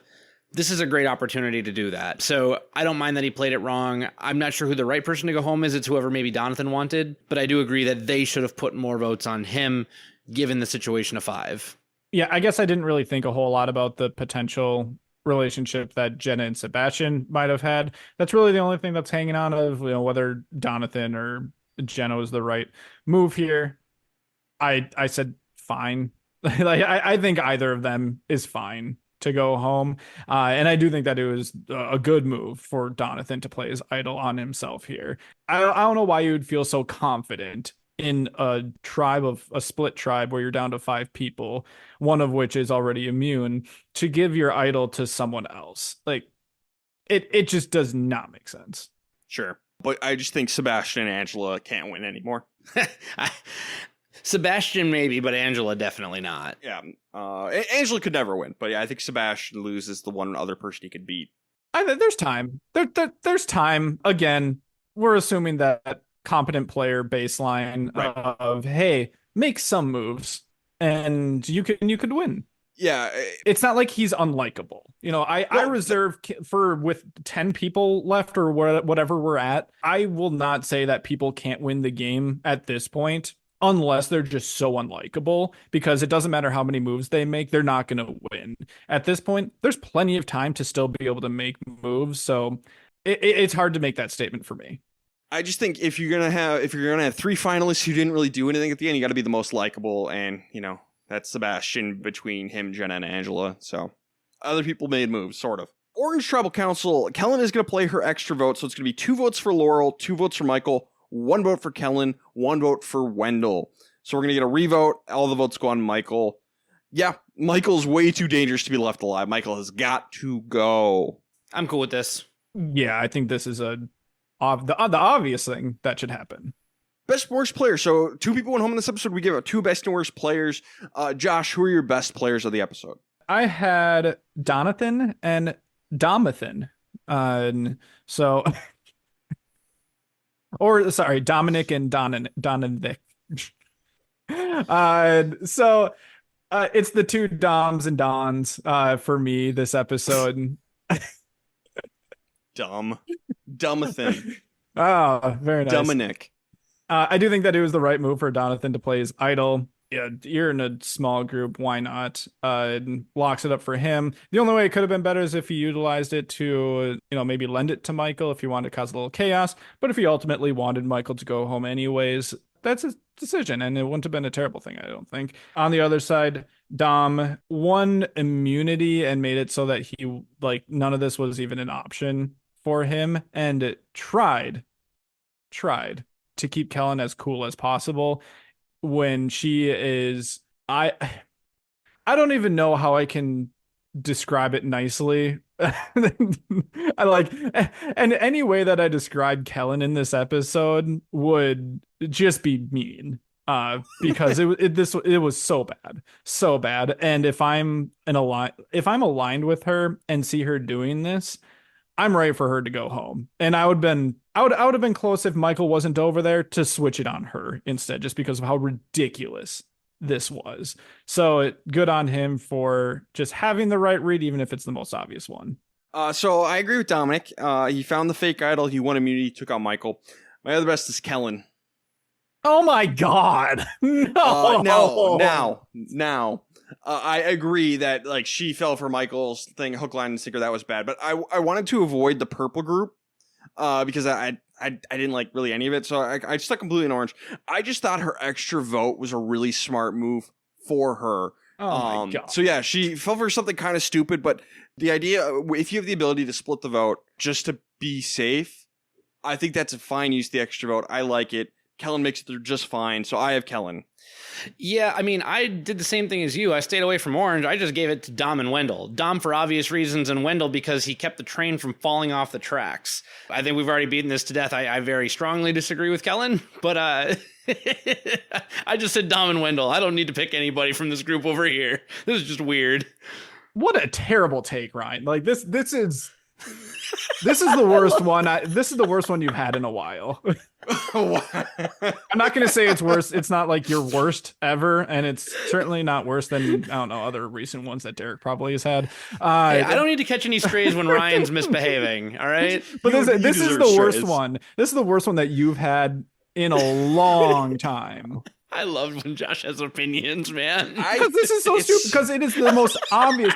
If you are stuck there in Michael's situation, you have one move, and he did it, and she fell for it because she's bad at Survivor. Like you're gonna talk later in this post-merge about all the people who are bad at Survivor, and some of the worst people to ever play Survivor are like from this season. Honorable mention to Kellen. No. 100% honorable mention. Kellen has a lot of knowledge on Survivor, but she is a terrible Survivor player. Showed it in the pre-merge, showed it here, and we'll show it again after this. Kellen is an extremely flawed player. She's got a decent mind for the game. She's too paranoid. Yeah. She got the paranoia, get the best of her, and as bad Survivor players do. Yeah, it happens. I just think throwing her that category when you have people like Sebastian and Laurel and Angela is a little insulting. I said honorable mention. I didn't say she was as bad. I said honorable mention. No, Kellen is just a paranoid person and kind of fell apart. And also, her gut is terrible. Her gut is wrong all the time. Hilariously wrong. No, it's one of those things where it's like, yes, the setup for all this was stupid. But the resulting logic, I think, is sound. Yes, she shouldn't have fallen for this. It is a stupid thing. But if we ignore that for a second, Michael could have, anyone can have anything at any time. And even after the stupid lie that Michael told that Kellen believed, he could have gone out and found something. That's always possible. So I just think this is a safe and smart way to play the extra vote. So yes, flawed. Certainly second place to Dominic. I just didn't really see anyone else who was better, and I thought this was good enough. She got through unscathed, even if she looked kind of foolish doing it. I just think that it was a good use of the extra vote. But I am very, very, very happy that to get such a rise out of Josh, because it's rare, and it's fun when it happens, but also to have it directed at me. Yeah, it's great. I feel like that's less common. So I love that Josh is so mad at this take, because this is such a rare occurrence that I think it's very funny. just know that I lost respect for you today. Like, there's some there, but you have to dig a little bit now. Is this one of those ones? Did I damage my credibility on that one? Yeah, 100%. 100%. Yeah, fair enough. I've definitely said that to you guys before. I could take it. You think you have credibility to lose? You think? Yes. Yeah, all yes, right. I do. I think I have lots of credibility. I respect your self-confidence. I'm like Dominic. I'm confident, not arrogant. Confident and passionate, not arrogant. Okay, let's get to worst players. I'll go first. I have Angela and Sebastian. I think both of them vote out Jenna. I think that was bad. I think that was the only person those two had a real chance against, and so they just made their chances worse. So Angela and Sebastian. Yeah, just through talking, I want to change one of mine. I'm going to be completely transparent and say that my original two were Donathan and Kellen, and that's because prior to speaking about it and really digging in, I was upset that Donathan was so proud of this move of playing his idol, but he used it wrong, and I didn't like the way that the jury kind of looked at him and he looked at them when it happened. In retrospect, I'm more okay with that because this is a weird production thing. So I'm going to take Donathan off the list and put Angela on it because Angela is the one who really needs to be thinking about people that she can possibly beat, and Jenna was someone that she could possibly beat. So I will agree with Angela as number one there. But for my other worst, I'm going to have Kellen. I don't mind that she played the extra vote to try and save herself. It's the damage that she did to her credibility in the meantime with Dominic and Wendell, and the fact that she didn't clue them in to try and maybe do a little damage control with Laurel after the fact about the impossibility of the circumstance. Now Laurel will never ever work with Kellen. Now, granted, Kellen wanted Laurel out anyway, and maybe Laurel could sense that. But now you've just given her a reason and an extra reason to never work with you. So that's why I gave my one worst to Kellen, and I'm not switching that one. I had Kellen twice. Come on. No, I had Kellen down, and for a while when watching the episode, like I paused it afterward just to think about it. I don't need to go into Kellen anymore. I said everything possible at this point. It would just look ridiculous, like Ryan. So Kellen is the worst by far, not even close. For a while, I didn't even have a second person. I ended up coming back around to Sebastian, just because it just seemed like it made the least amount of sense for him, and that way I had someone else out there. I couldn't give it to anyone else on whatever the other split tribe was. So I felt like I had to go over and give one away to Sebastian. You know what? Can I change my first one? I don't even want it to be Angela. I want it to be Sebastian because him and Sebastian and Jenna were close. So like, why did he do that? He didn't need to do that. Why are you doing all that? A double change. That would be the first we've ever had. I'm going to literally change it twice. But you have to remember, though, like I was very transparent that one of mine was Donathan, and I'm like, I got to change it to one of them. I had completely forgotten because Seabass and Jenna have been absolutely nothing for most of this game, that they were close. So thank you for reminding me, Josh, and that's why I'm going to change it to Sebastian. I'm not changing Kellen. Don't ever apologize for that because you got more information and changed your mind. That's all I ever want. Yeah, well, that's fair. Ryan, do you want to change your mind? I didn't get any new information. If you would like to present it, now is the time. No, I gave you all the information that should be needed to make a logical and sound decision. A logical and sound decision was made, sir. All right. This is one of those Ryan flags, man. A Ryan flag? I don't even know. Well, no. 100%. See, you plant your flags in dumb places, and I have bad takes occasionally. So we're all good. Everything I ever say makes complete sense. Episode 11, a giant game of bumper cars. So back at camp, Kellen's going to reveal she had the extra vote, played them both on Laurel. Laurel is pissed. Fair enough. We're going to get the loved ones reward. Sebastian is going to win. He's going to bring Dominic, Wendell, and Donathan, the four guys, and leave the four girls behind. Dude. What could possibly go wrong? He's so bad at Survivor. Then Ghost Island is brought into play. And Wendell's going to volunteer to go, give up his spot on the reward with nobody to fill it. And so Wendell goes to Ghost Island. And so the four women are sent back to camp with nothing, and they are pissed. Sebastian is so dumb. Sebastian's so dumb. I will note Dom also was trying very hard to win this. But I think the bigger conversation topic here is, did Wendell make the right move? It's tough because people are going to be pissed. But I think they were going to be pissed either way. So might as well try and get an advantage out of it. Yeah, I think if you can control the advantage and you've got a large enough majority, you might as well try and control the variables at this point. It's not like Dom and Wendell have the ability to do, I guess, threat management at this point. It's more just, can you keep on counting on people to be dumb? Or I guess, can you keep counting on ridiculously dumb luck that puts, them on the same group of 5 during a Malolo Navidi, advantage thing again, like last episode for a double boot? I don't mind that Wendell does this. And Jeff says it's a guaranteed advantage. Like, so, it's a good thing. So no game, you just get it. Ghost Island, where good things happen. Mm-hmm. Yeah, I was thinking more for like target, basically, like, like an even bigger target. Maybe if it was anyone else, don't do this, but for Dom or Wendell, like you said, maybe there's no downside. Yeah. So Wendell's going to get Malcolm's second chance challenge advantage from Philippines, where you have to keep the ball on the stick, and if you have shaky hands, it doesn't matter. Ryan's nightmare challenge. You could give me 100 chances at this, and I'd still lose. So yeah, or like the worst advantage ever. It's either it doesn't help some people, no matter how many attempts you get. Dominic, Donathan, and Sebastian, they're all going to agree to work together. They want the guys to work together, plus Laurel. Kellen, Angela, Chelsea, and Laurel, they're all pissed. They agree to work together, plus Donathan. So Donathan and Laurel are the swings. So, they're going to make great moves. Again, yeah. Uh-huh. They've got power. Dominic is going to win immunity. And so Dominic and Wendell, they want Chelsea out next. She's really good at challenges. She's won a few. She's always in the running for it. So they want her out of here so she doesn't win any more challenges. Which for them, this is the strategy. If you are finding yourself in a power duo situation and everyone already knows that you are the 2 biggest threats in the game, yeah, just take out your competition that could prevent you from being immune the rest of the way. The women pick Wendell as their target. Yeah, fair. This is a great idea. It's a really good idea. So we're going to get a confessional from Laurel. She says she knows she can't beat Wendell and Dominic, but she trusts them. She thinks she can beat the girls, but doesn't trust them. Okay, you don't have to trust people on Survivor to work with them. You just have to have common interests. And the game, it shakes up. You might find ways to trust people. You might find ways to work together. You could switch things up. You can be flexible. If there are people you trust but you can't beat, you vote them out and hopefully you'll be friends later.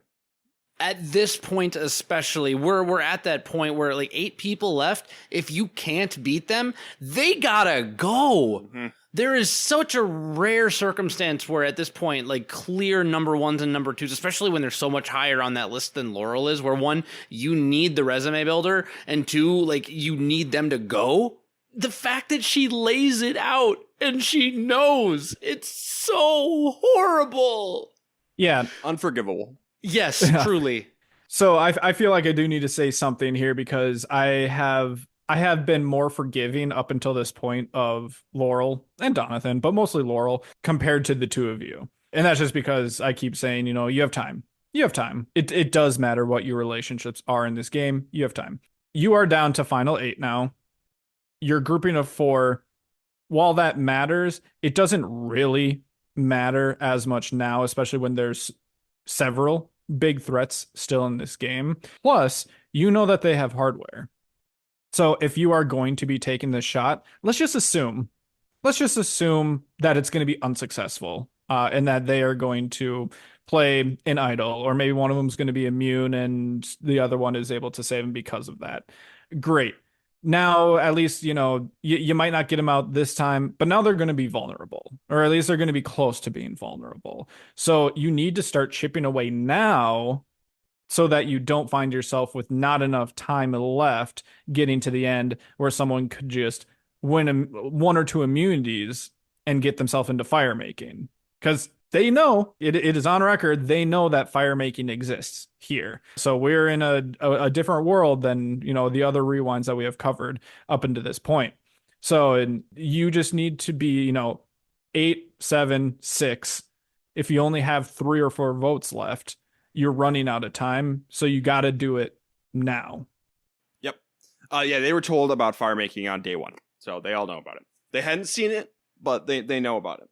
So we're going to go to tribal council, and Donathan is going to talk a lot. This is where he starts doing truth bombs. He talks about how there are cracks between the Navidi men and women, because at this point, all the Navidi people are pretending that they're still working together, but they're not. So he terrifies all of them They're all their expressions like, what is he doing? He's blowing up all of our spots. For me, if I'm working with Donathan, he's a wild card. I want nothing to do with him anymore after this vote. Agreed completely. Yep. Wendell's gonna hold on to his idol. Bad move. I mean, he had the right read. Like, right read, and like I don't know what he could possibly know after Donathan does the truth bombs. Like, yeah.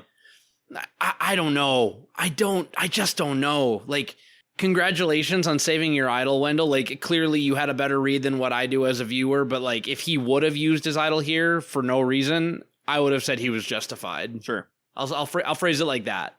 I mean, it's kind of like bringing it to, new era Survivor. It's kind of like what Rizzo was doing, where he was just hanging on to his idol one more time just because, they think that I might play it.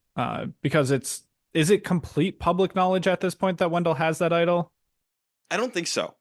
Okay, so maybe not an exact comparison then. If it's 100%. Laurel knows. Yeah, if it's complete public knowledge, then maybe you can hold on to it because they're just trying to reverse psychology you into playing it, and you can just keep reverse doing the that curse. Keep doing that vote after vote. But yeah, I would not have been able to do this. I would have been playing this thing immediately. So yeah, unless there was something we didn't see, yeah, I think I would have played it after that. But it's gonna be 5 votes for Chelsea, 3 votes for Wendell. Donathan and Laurel are stupid. Target Wendell. If he plays the idol, Chelsea goes home. Fine. And if he doesn't play the idol, he goes home. It's a win-win. It is the enemy of the state strategy. You get two groups targeting each other. Whatever happens, happens. And rebound or otherwise, Wendell goes home, Chelsea goes home. It is a win-win. It's so good for them to do that, and they don't. They do the opposite. It's infuriating. And this is what I was talking about. It's this episode and the next episode, and then the final 6, a part of the finale, that are just aggravating. Yeah, again, this is where it started for me too. Like, up until this point, you could at least find reasons and be like, well, I don't know, but I can buy this. I can buy the reason why they might not have taken that shot at that exact time. It is now at the point of no return where you need to be doing this. Otherwise, you're going to end up losing. Best and worst player, Derek, who do you get? So for my best, even though I just said that I would have played the idol, I have to give it to Wendell because he had the cojones not to play the idol. He had the social game with Donathan and Laurel to where they didn't take an obvious move in a win-win enemy of the state strategy situation to try and get him out of the game. And also, I did actively like that he went to Ghost Island to prevent the girls from getting the advantage. Yeah, I agree. I had Wendell as well. I would not have been able to do it, but he had whatever read that he had and was correct about it, and I agree about Ghost Island. Wendell, same reasons you guys said. Josh, worst player. Man, this is so hard. This was so hard. This was so hard. God, because you got 3 people. Yep. I really did not like what Donathan was doing, and I feel like I need to mention that it just does not make sense. It seems like more downside than small upside here. I'm not going to pick him, but I feel like it needs to be mentioned. It's clearly between, for me, Sebastian and Laurel, because we don't need to keep running Laurel into the ground here, but we're going to. Just we do need to. I know, but this is not going to be our last chance. So you need to be taking the shot at this point, and everything that goes along with that as demerits for why she should deserve this award. But man, this was such a bad move as well from Sebastian, winning the reward, getting the girls on one spot to be even situationally able to put in a vote against you. And then he decides to align himself with the 2 biggest threats in the game. Neither Sebastian or Laurel can beat him in the end. I don't expect more from one over the other, so that's a tie. like my expectations are just as low for one over the other. So I ended up going with Sebastian here just because Laurel doesn't make sense, but at least she has had a relationship with Dom and Wendell in the past, and that is the tiebreaker for me.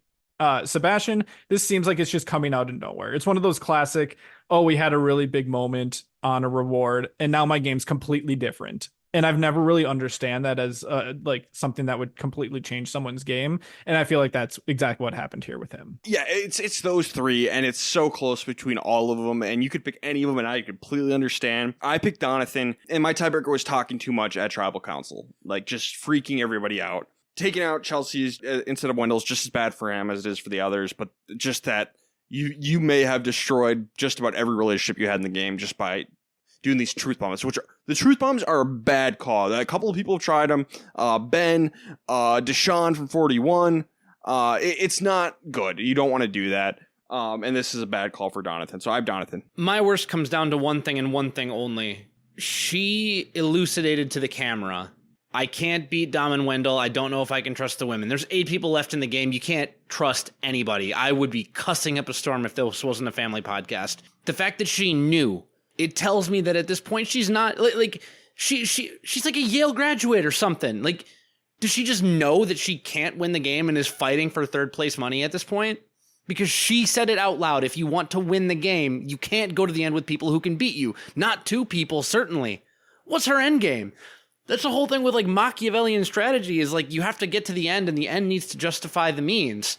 The means, oh, well, I worked with Dom and Wendell for a while, but ultimately I came in and I swooped in and I did something. No, you didn't. This was the spot. I mean, many of the spots were the spots, but like this is a win-win. It's Laurel. And to add on your point, she can still win if she makes this move. If she makes this move, she can win. Yes, absolutely. My only other note on this episode is like, imagine how different the edit would be if they actually make this move. Chelsea doesn't go home. Wendell goes home. I think there's a world where Chelsea is a very competent Survivor player and wins this season. Because Desiree, good time to try and make the move, lacked in execution. For Chelsea, this was a prime opportunity. And it was just because people were so dumb that it didn't work. Bring Chelsea back. I want to see her play with a real cast. My goodness. But this was a classic. We all had 3 different worsts, and I get it. They all deserved it. You know, I'm glad that we did. Because they all deserved it. Absolutely. Just equal recognition in this horrible race to the bottom. All suck. Ryan, is there a bigger race to the bottom in Survivor history outside of season 39? Yeah, this is in there for just most bad players in a group. I think this one's up there. I think One World's up there. I think 48 is up there. Oh yeah, Star and Mitch, yeah. Yeah, but this is just pathetic. Episode 12, Always Be Moving. Donathan is starting to get a little frustrated with Laurel. Oh, are you? Because she always wants to play it safe. Laurel even tells us she knows she can't win against Dom and Wendell. Donathan has this is where Donathan's going to separate himself from Laurel, because at least he's aware enough, like, we need to do something, even though you should have done it last time. Now he's realized it, unlike some people, and he's going to try to do things. He's just really bad at it. Donathan's awake. Yes. And you do technically still have time. Luck does start to come into play a little bit more, and challenge performance matters a lot more now, but you do still have time. You have 3 clean votes left. Donathan and Kellen are going to talk about turning on Wendell. Great, let's do it. Could have done it last time, Donathan, but okay, let's do it now. Reward challenge. Dominic and Wendell win because it's a pairs challenge. They're going to bring Laurel with them, and they send Sebastian to Ghost Island. Sebastian is going to get to play a game with a 75% chance of winning an advantage, 25% chance of losing his vote. He goes for it. I like that he goes for it. He gets Kellen's extra vote from earlier in the season. I'm fine with this. Which I love that it's Kellen's vote that she had played. And they're going to say, like, she didn't play it correctly. I think it's up for debate whether or not she should have played it in general. But I just thought that it was funny. It's like, oh, and it's returned. Yeah, I was a little annoyed when they said that, because I don't think that her vote was played incorrectly. I think that's a bit short-sighted on the part of the producers. Yeah. But, it's fine. We have a TV show to make. And just because is this our last Ghost Island trip? I mean, it's the last real one. You're right. Okay. Right. So last real one, last one where there's a game to be played. So now, because I remember you had mentioned in the pre-merge, like, wow, I'm surprised that they didn't have like any games, like so few games front loaded in the pre-merge. They kind of took the opposite route where they put a lot in the post-merge towards the end to make it really interesting. What do you think? Do you stand by that? Do you wish that it was maybe flipped? I still, it was better in the post-merge, but I do still think it was weird to have so few advantages in the pre-merge. It's just a weird choice. Mm-hmm. Laurel tells Wendell and Dominic that she wants to go to the end with them in the hopes that they split the vote between the two of them and she can come up the middle. But then she's going to tell us confessional she doesn't actually want to do that. You sure? Your actions are a bit divorced from your words. Wendell's going to try checking in with Donathan. And Donathan's going to say Dominic will win. If he's on the jury, he would vote for Dominic over Wendell. And Dominic's going to join them at this point. And basically, he just straight up asked Donathan, like, are you still working with us? And Donathan basically just says no. You don't need to declare open warfare on him. Yeah, this was terrible. And even before Dom gets there and it becomes just an open conversation about him going off on his own, I wouldn't have this conversation with Wendell. He's trying to find a reason for Wendell and Dom to turn on each other. There's no really need to do that. I don't really see any upside in something like that, unless you're a much savvier player that can get someone who is very easily persuaded. Maybe if he was talking to Kellen and someone else was in a tight duo going, on a nice easy path to the end, I think you'd be able to convince her to take out her other person because she'd get paranoid that you weren't going to vote for her. Yeah, Jonathan, he's just throwing Molotov cocktails all around the place without any strategic use. He's just burning the place down. I want to point out here, though, this is more of a, not a member berry, but just like something to earmark for later. He says that he would vote for Dom. He does not. Nope. So was he lying here? Or does Dom lose his vote? I think because of where the season ends up, we need to start tallying what happens with Dom, especially after something that Ryan mentioned to me that we'll get to when we get to Final Tribal Council. Yeah, I think Dom loses Donathan's vote at the final 6. I think you might be right, but we'll get there. Immunity challenge. And this one's really interesting because Wendell gets the puzzle first, but he does not call attention to Jeff. He's like looking at it. And in the meantime, Laurel finishes and calls it. So Wendell calls attention to this. And I think if Wendell had pushed, he probably could have gotten the immunity stripped from Laurel and given to him because he did have it done first. And Jeff's going to be like, you got to call it, man. He's going to back off. He's like, Laurel called it. Laurel can keep it. It's fine. This move and one other one that's going to happen probably ends up winning Wendell the game. Because I think Laurel feels so indebted to him after this that's the tiebreaker. So I think, Wendell kind of wins the game here. First, I want to make this a plug for most memorable moment of the season, but actually not on behalf of any of the Castaway Consultants. My wife was genuinely curious. Wait, is this the season where Wendell finishes a challenge first, but doesn't call it and makes kind of a show about it, but ends up giving it up?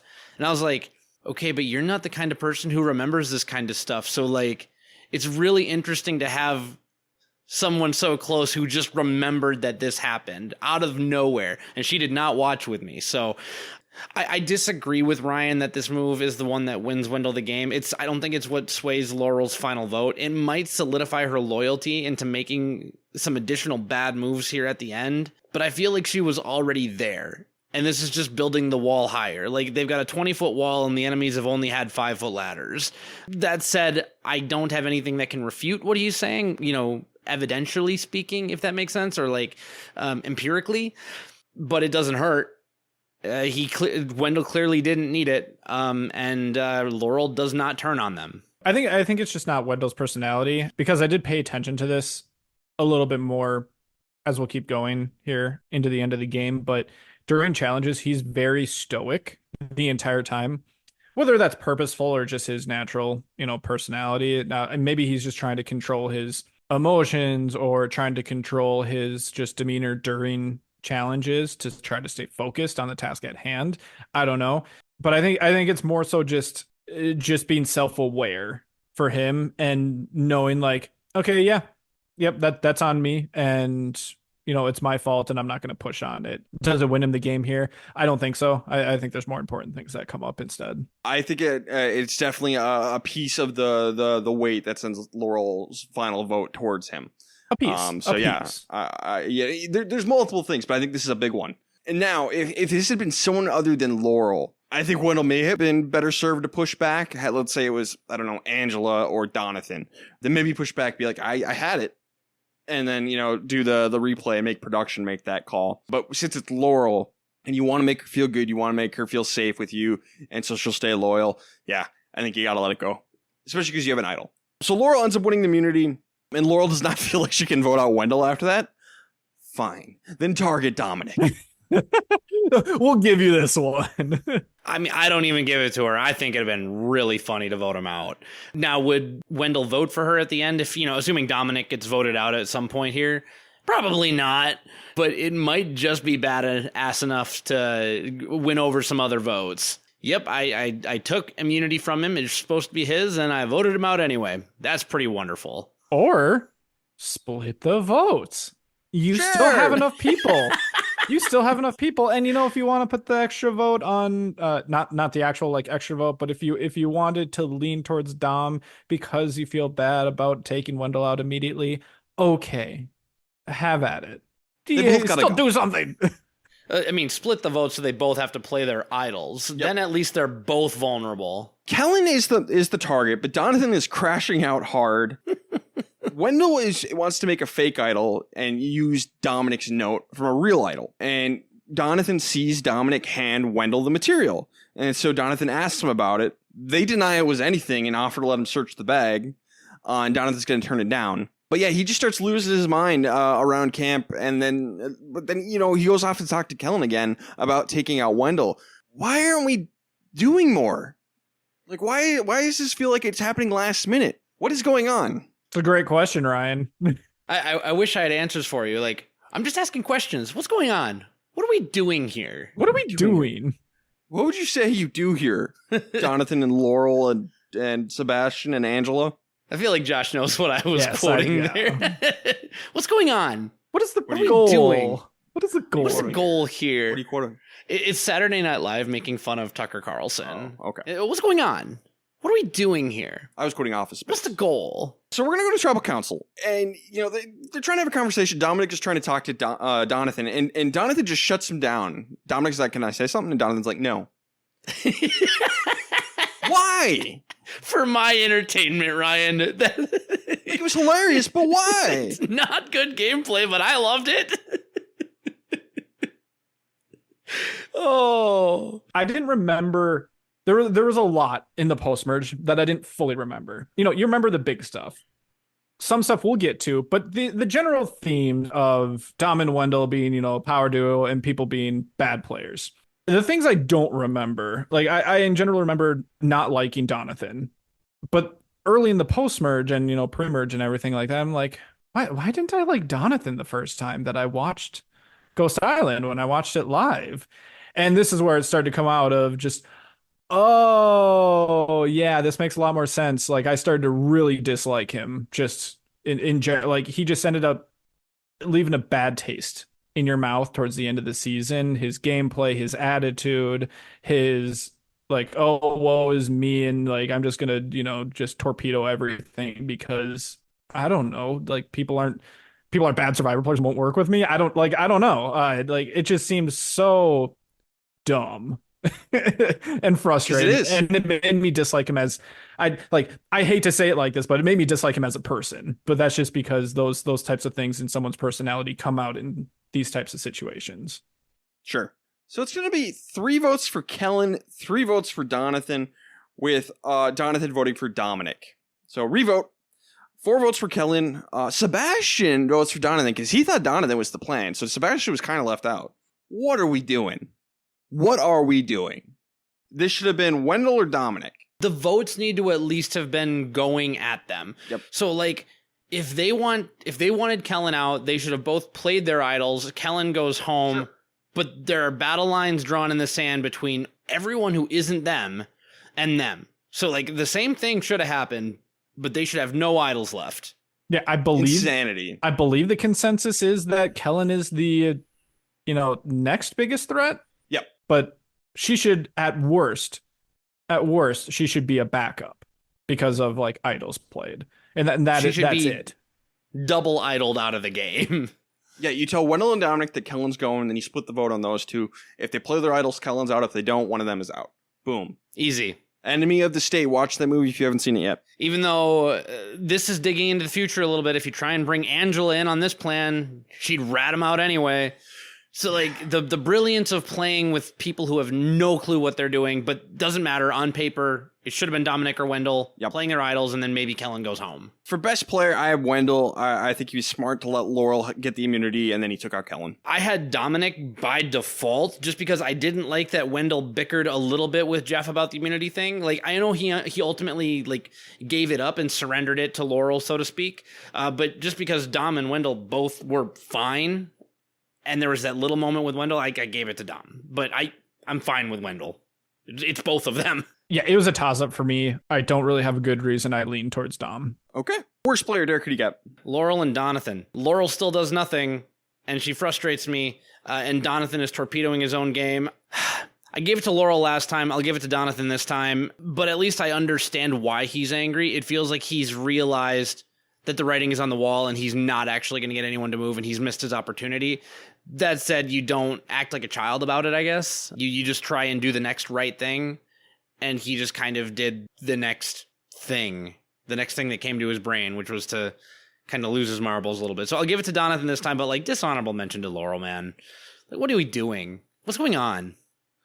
What are we doing here? Yeah, I give it to Donathan as well. It's a shame. It's a shame you can't give it to two people. But yeah, it's exactly everything that Derek said and that I was saying earlier about why my tone changed with Donathan this episode and for the remainder of the game is, you know, let's say that they are able to pull off a miracle and take out Dom and Wendell and Kellen, and he's sitting at the end with, you know, whoever it ends up being. I don't know if he can win now. You know, I don't think it matters even if he can make it to the end. He's got a story, but that story is told to us as like, oh, he's like an underdog, people like him, and you know, he was able to persevere and get to the end.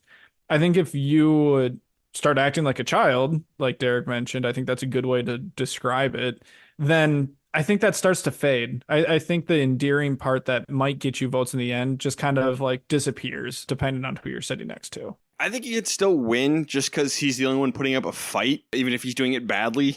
I mean, I just think the jury's so frustrated with everybody else. I still think Donathan can win.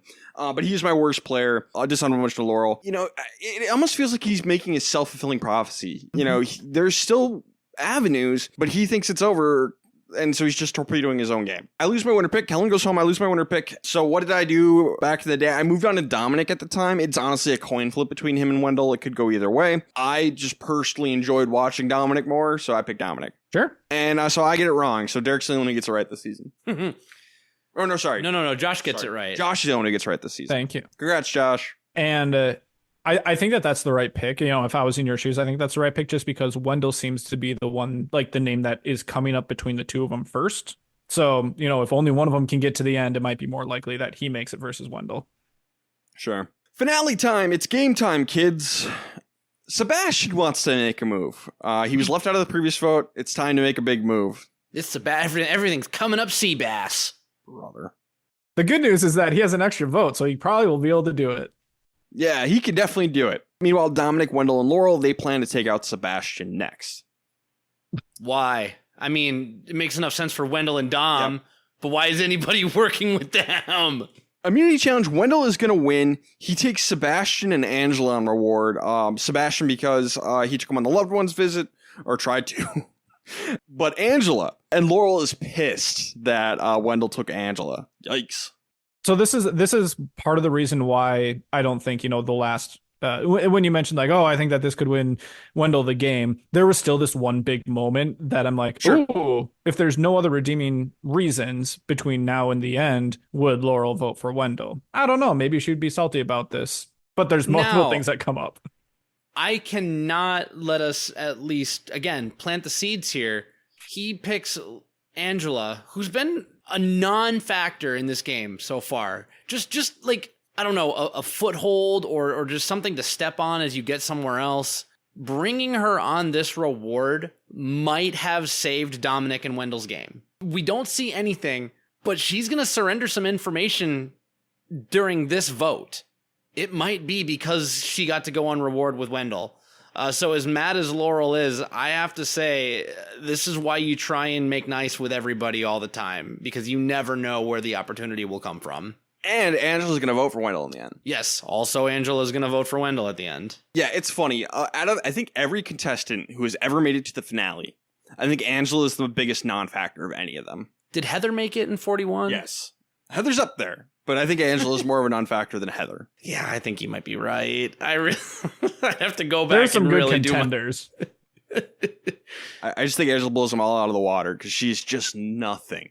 Like Mitch, I think he was 5th, right? Yeah. God, Mitch. Dr. Mike, he was kind of nothing, but at least he was involved. Oh, man. Yeah, there's some good ones. And all of the ones you said are not even close. Yeah, you're right. You're right. Well, Heather. Not even close. You think Heather's close? I think Angela's a tier of her own.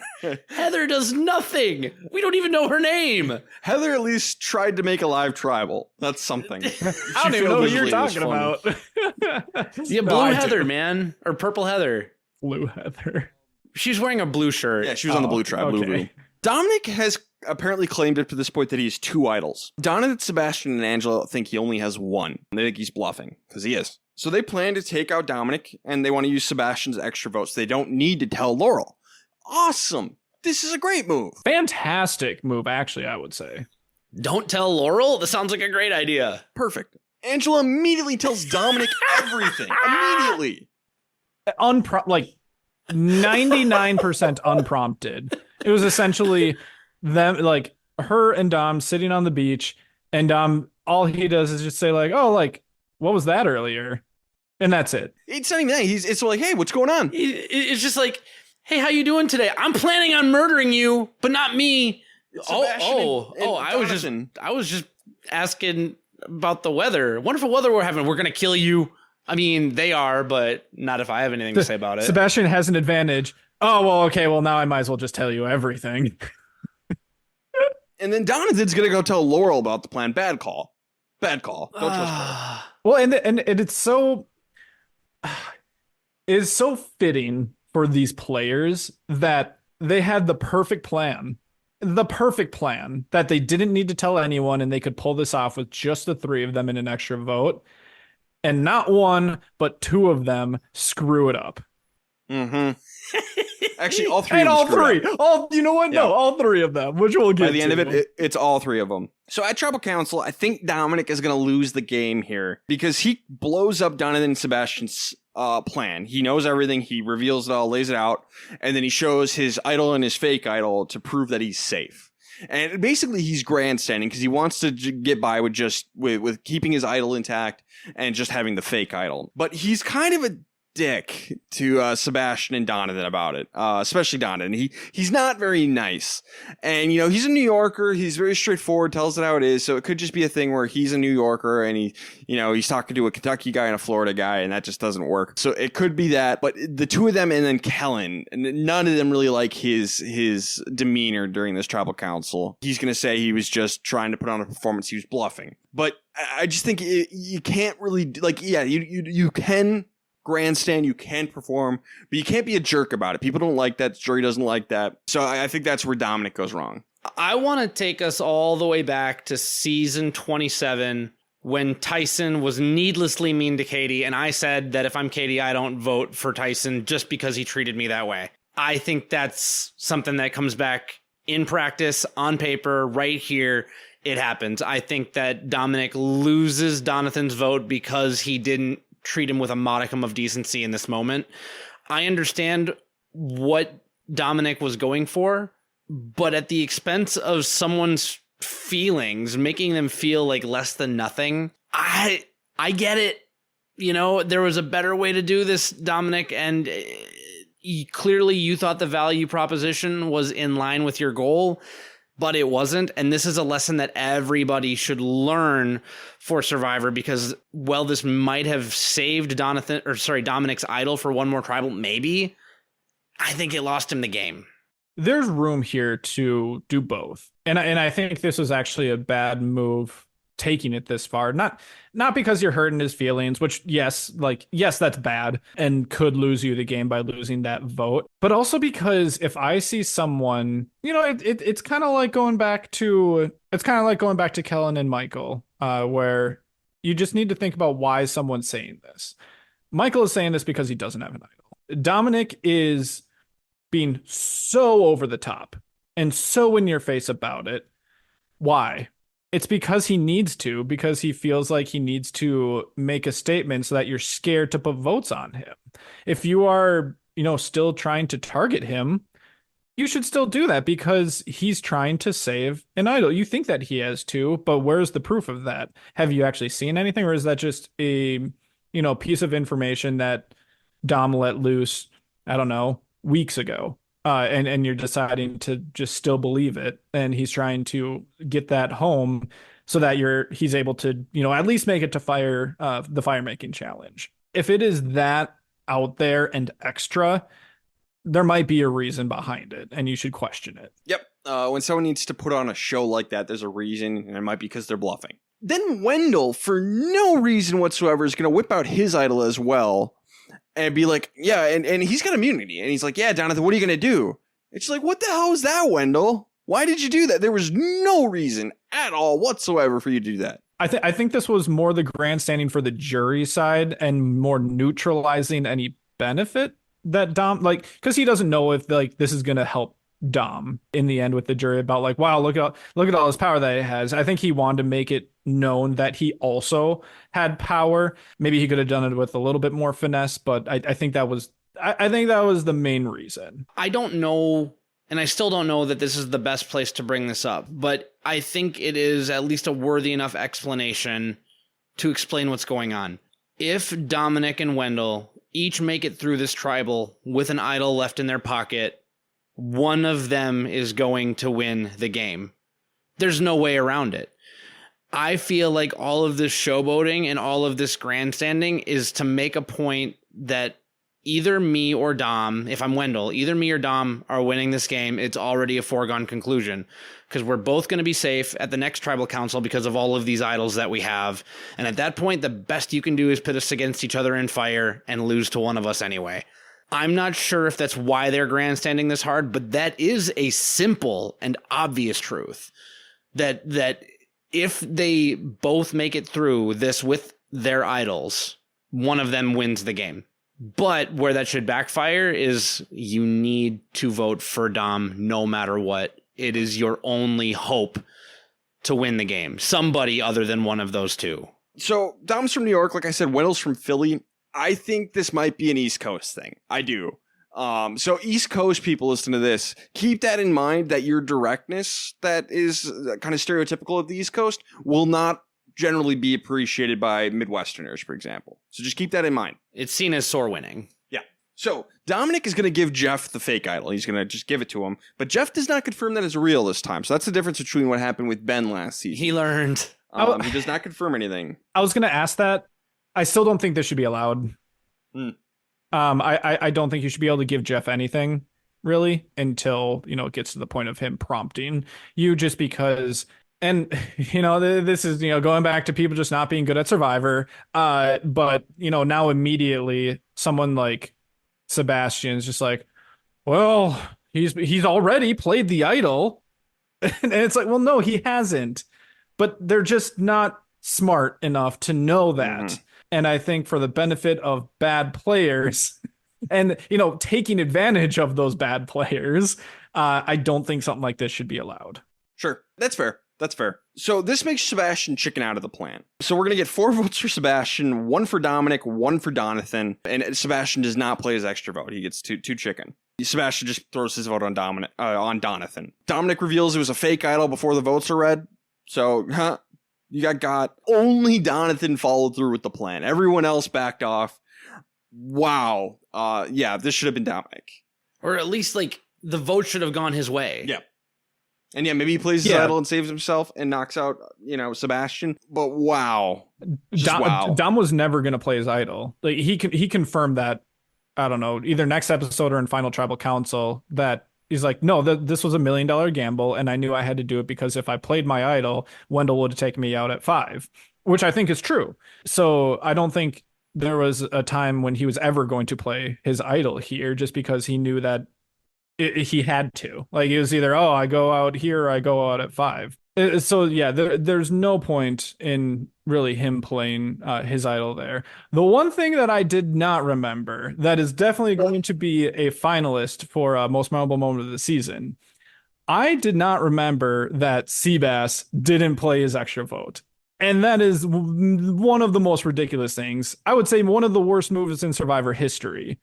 Because why not? There's literally no downside to it. If you wanted to, it is in your pocket just being burned. You could have just tossed that one vote on Dom and the exact same thing would have happened. Like, it is ridiculous and hilarious at the same time. I found it actually more hilarious at this point, just how dumb leaving it in your pocket is. Best worst player of the final 6, Josh, who do you got? Well, the two options are, gosh, I know there's a very clear reason not to pick Dom. You know, if you think that if he lost the game here, I do think that it was necessary for him to grandstand a little bit, but he went a little bit more over the top than what he should have. He did pull it off, though. But he lost the game in the process. Unless you're able to repair that. You know, if you're able to get Wendell out or repair it at Final Tribal Council, I think you can still come back from it. I'm going to give it to Wendell, though, just because he got immunity, and it didn't matter for Wendell. Wendell's making it to at least fire making at this point. So good on him for locking that up. Yeah. I'm just going to give it to Wendell. Yeah, it's Wendell. He won immunity, and taking out Sebastian's good for him. I said Wendell. He was less mean than Dominic. Worst player. There's plenty to go around, but it's Angela. She told Dominic everything for no reason. Took out Sebastian instead of going for Dominic. It just baffles the mind. Yeah, it's Angela. And you guys probably need Seabass to beat Dominic or Wendell in fire. First, you need to get Dominic to burn his idol. Then you need to be able to beat one of them in fire after you get one of them out for real next time around. You need Seabass for that. So this was very poorly thought out by everyone who isn't Dominic or Wendell. Mm-hmm. Pathetic, even. Yeah, you need to be looking forward, because if Wendell does have his idol, which there's no reason for you not to believe that, he's making it to fire making. So you should be already planning for that now and plan for, okay, who out of the remainder of us, who is the best fire maker? Cool. You got your ticket to the end. Congratulations. Because we need you. And Angela's best chance, even though she has no chance, is to go with Sebastian and Laurel. By the way, I agreed with Angela. Okay. It was just so obvious. Yeah. Final 5. We're going to go straight into the immunity challenge. Wendell's going to win. Since Dominic has an idol, it's between Donathan and Laurel who's going home. Laurel's more of a challenge threat. Donathan's been a wild card. And I do think the jury likes him more than Laurel and Angela at this point. So we're going to go to Tribal Council. Not much to this one. Dominic is going to play his idol. Wendell is going to play his idol on Laurel. And this probably cements the win for Wendell. I agree with this. Yeah, and it really doesn't matter for her. Like, she's playing for 3rd place now. That point of no return was the last episode. Now, since both of them make it through, you can't beat either of them now, or you can't beat both of them. You're guaranteed for one of them to make it to final 3. So, congrats, you are now in. Try to make as much money while you're on Survivor as you can. And now, I guess, fine. Go for 2nd place, I guess, Laurel, but I'm so pissed off that we're here. Like, yep. I'm happy that Wendell or Dom is winning, but I'm so pissed off watching you guys just fumble around with the lights off, man. It is 4 votes for Donathan, 1 for Laurel. Yeah, that's the right move. Yeah, that's the right move. I got nothing. Sure, who cares? Best player, Derek, what do you got? Yeah, Wendell. He won and guaranteed himself a spot at least in fire making. Yep, and made the correct, I guess, decision to give it to Laurel. Yep, it's Wendell. Worst player, Josh. I didn't have one. It's locked up. There wasn't anything that anyone could do. Everyone played as much as they could, which was basically nothing. So I had no one.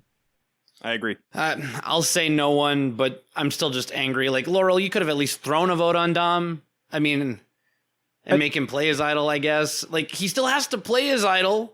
Like, he still has to play it. You know what? You know? You know what? I'm going to give it to Laurel. Because they should. You are correct, actually, Derek. the votes should be going on Dom because nothing else matters. The only chance that anyone else has is that he's cocky enough, which he has shown to be. Or maybe he's been lying this entire time about having an idol. And it could just not be real. Can't put votes on Wendell. So I would say put the votes on Dom. They're going to get nullified.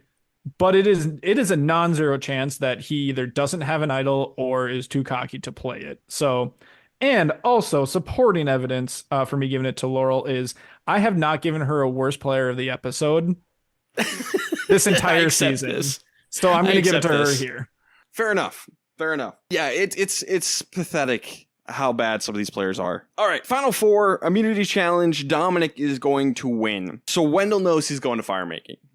So Dominic tries to figure out who's the better firemaker between Angela and Laurel. It is very clearly Angela. Laurel is like, I suck at making fire. And Angela's like, I can make fire. Okay.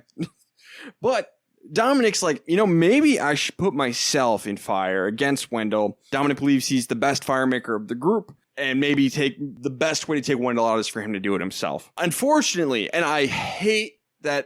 I hate it. But he's right. He should put himself on fire to win the game. He has to knock out Wendell. I hate that this is true. I hate fire making. But the best move for Dominic to win was to put himself on fire to take out Wendell himself, and that sucks. Right, and I think because he talks about like a snap call in poker, so he understands value judgment, value proposition. Let's strictly look at this just for a second, if you guys will humor me, on the difference in prize money here. Let's say you make the wrong decision and you end up getting second place to Wendell because you brought Laurel. In what world would this possibly happen, right? Okay, you win $100,000 and the person who gets fourth place wins something like $75,000. It's a $25,000 value proposition. Go in, beat Wendell at fire making, and you win $1 million. That is a $900,000 swing between first place and second place. It makes absolutely no sense for Dominic on a money economics side to not put himself in fire against Wendell. And there are so few times in Survivor history that I can literally say, dude, this is so easy. Just from a money and earnings and upside standpoint, why would you do this? His hubris was his downfall. I get it. It's terrifying. That's a terrifying thing to do. And it just sucks. Well, and also, like, he's confident in his game. And, he's not convinced that he's going to win by any means because he knows that Wendell is his biggest threat out here and has been for a long time. We also don't know how good he is at fire.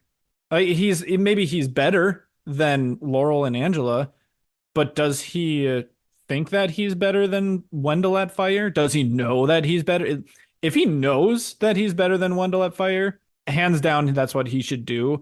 But if it's a toss-up, I think that it's, do you want it to be a toss-up with fire or do you want it to be a toss-up with a vote? I'd rather it be a toss-up with a vote and let my game just try to be able to pitch my game instead. So I think that's what it comes down to. Yeah, I get it in the moment that he doesn't do it, but in hindsight, he should have, and it sucks. But yeah, this is the first time we hear, like, oh, give up immunity, put yourself in fire, and that will become relevant later. To be very clear, I disagree with both Ryan and Josh here. I think it was, like, even at a toss-up for who can win at fire, the value proposition was that he should have done it. I will change my answer and say, like, if he can't build fire, fine, bring it to a vote. But he says he can. But he says he can, and that's why I don't forgive this. It was also said that Wendell was good at fire, which we did end up seeing. A battle. It'd been a fight.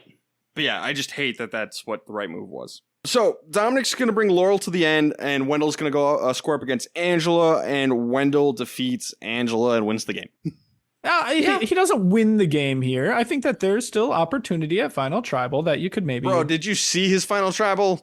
Oof. He won the game here. It wasn't in his Final Tribal count. That is true. That is true. So yep, Angela goes out here. Womp womp. Best player of the Final Four, Josh. Who do you got? I mean, this is easy. Is it? It is. I'm gonna go with Dom. No, he won his way there. We don't know how good of a firemaker he is. He said he's good. Again, hubris. Like he might think that he's good. He also thinks that he can win the game. He could be wrong at both of those things. So I think I'm going to put more value in the immunity challenge than the fire making challenge. It's Wendell. He won fire making. I have Wendell as well. My worst player is Dominic. It sucks. I hate it. My note is I hate it. It's Dominic. He should put himself in. Mine is Dominic. He needs to understand value proposition in high pressure situations better. And as a poker enthusiast, he should know this. I give it to no one. Could have at least given it to Laurel. just one more punch on the way out. No, because last time I changed it from no one to Laurel because Laurel could actually put votes on someone. Here she begged her way essentially to third place. So get that money, girl. Yeah, groveled more like it. Yeah, that was that was a pathetic. Hey, I'm so pathetic that I cannot do anything, including fire, which means that you need to bring me it. If you want a chance to win, you need to bring me. I'm not worth the blood stain on your sword. Like. Congrats, you lived. Oh, okay. All right. Cool. Final tribal council time. I don't think there is that much to say about this final tribal council. Laurel is criticized for never taking out Dominic and Wendell. Fair enough. She says she made a lot of the same moves as them, but they were flashier. She also says taking Dominic and Wendell out may have benefited members of the jury, but it did not benefit her to do it. WTF is my note. What are you talking about? You're so clueless. She herself, like, we know this is a lie. And final tribal council, like, yeah, you can try and spin the truth a little bit. But I don't even think, like, we know she doesn't believe this. She said she can't beat them. She said it 5 times. No, like, she probably said it more than that. They got bored of putting it in the edit. Anyway. The jury has a hard time distinguishing between Dominic's moves and Wendell's moves because they were so simpatico the whole time. Dominic was more social. Wendell was a little more reserved, like he would go off on his own more often. Dominic was more theatrical. Wendell was more of a silent assassin to let Dominic take more heat. But Dominic is going to be heavily criticized for his behavior at the final 6 tribal council. Personally, I think he does a really good job at defending himself.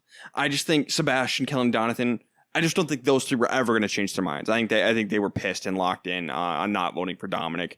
I think what he said would have worked for me. Let's say I was like, oh, that was not cool. You did the final 6. I think he would have won me back over if I was on the jury. But I just don't think it was going to happen for Kellen, Sebastian, and Donathan. And this is where he talked about his $1 million gamble. And I think that was his best response in final tribal. And if he convinced anyone here, like I would not be surprised. And if they're not going to be convinced by this, they're probably not going to be convinced by anything. And it's just interesting because I think Dominic does a really good job at this final tribal council.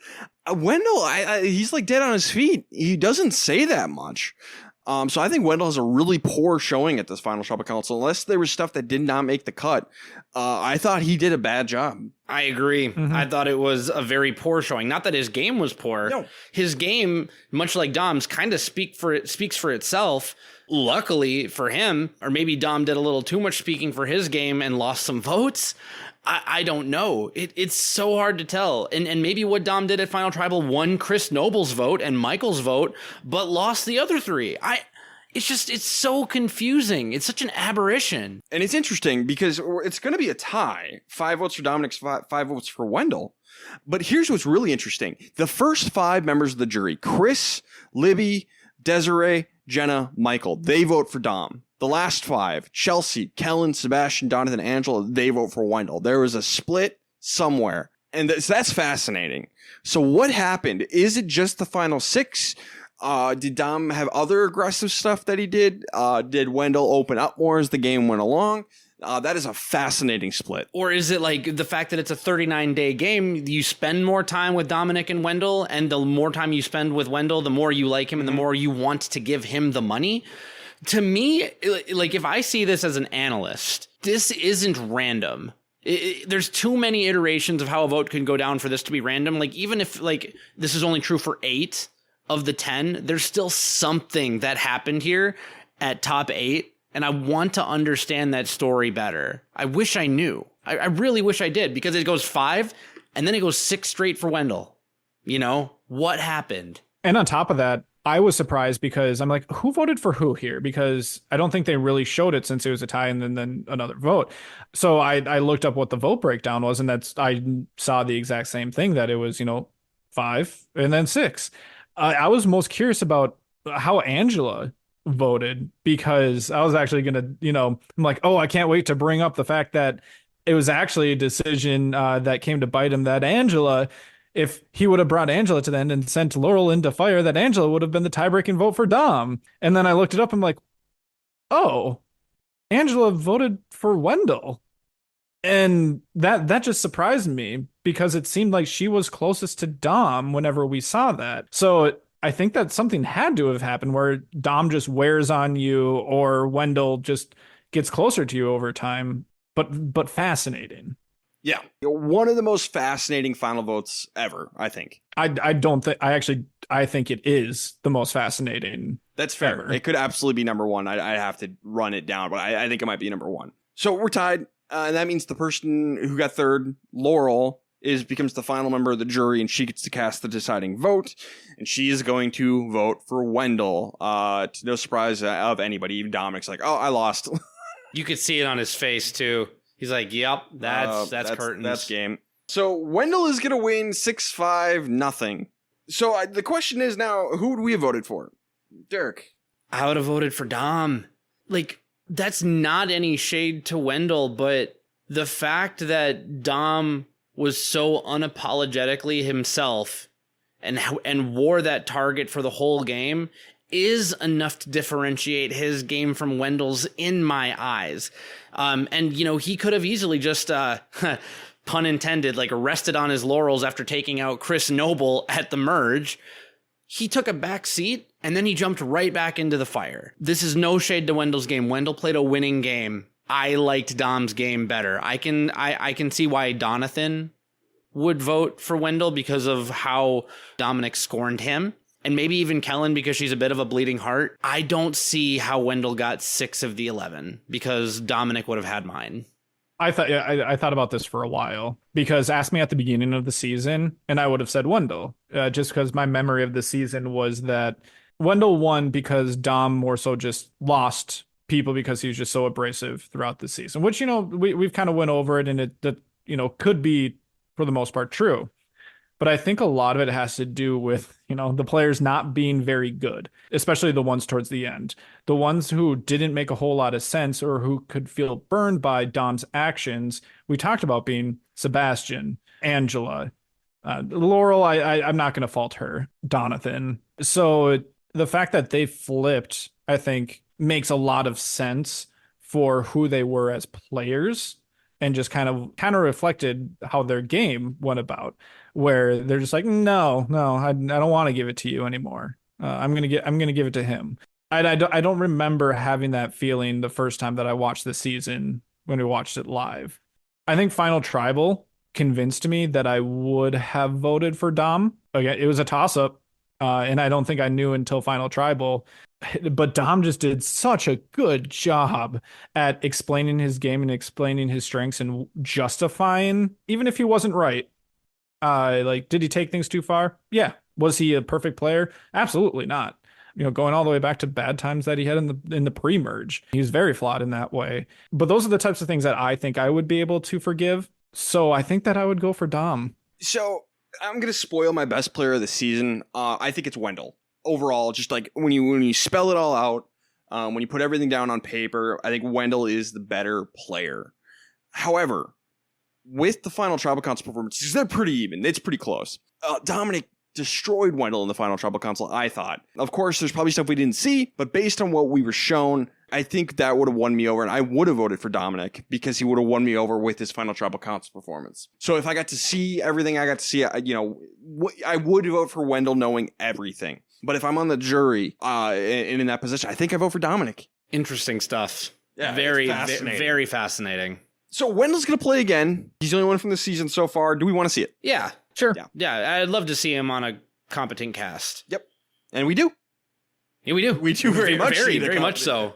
The fact that Dominic has not played again is a crime. That is a crime. It's a crime, and he's a victim of COVID. COVID and the introduction of the new era, which is going to be the case for a lot of people here in the late 30s. But I think of all the players who have only played once, Dominic is my number one. I want to see play again. I think Dominic is my number one. He's easily top 5. I'd need to run it down. I was actually thinking about this during the season. If I remembered more from Ghost Island, Dom would have made my Survivor 50 cast. I don't know who I would have taken out for him, but he would have been on there.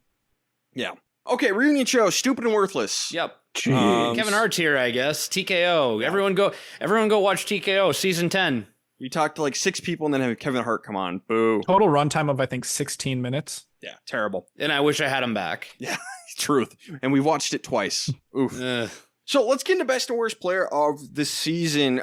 Josh, who is your best player of the season? And as a reminder, we can only include the top 13, the people who made the merge. So I actually agree with Ryan. I know Ryan spoiled his just a little bit ago, but it's kind of the same where I think Wendell is the better player overall. And I think, if you put both Dom and Wendell on 100 seasons of Survivor, Wendell would win more times than Dom, just with the type of player that he is. Interestingly, and I'm really glad this came up because I had the thoughts before Dom even said it, I think that Dom is the closest thing that we're going to get, probably ever, to Tony. They just seemed so similar, but that is not a very, we've said it before, it's not a very replicable gameplay style, and it's one that could, flame out and get you kicked out of the game pretty early. I think that his circumstances afforded him to be able to get to the end and have a toss-up of a chance of winning.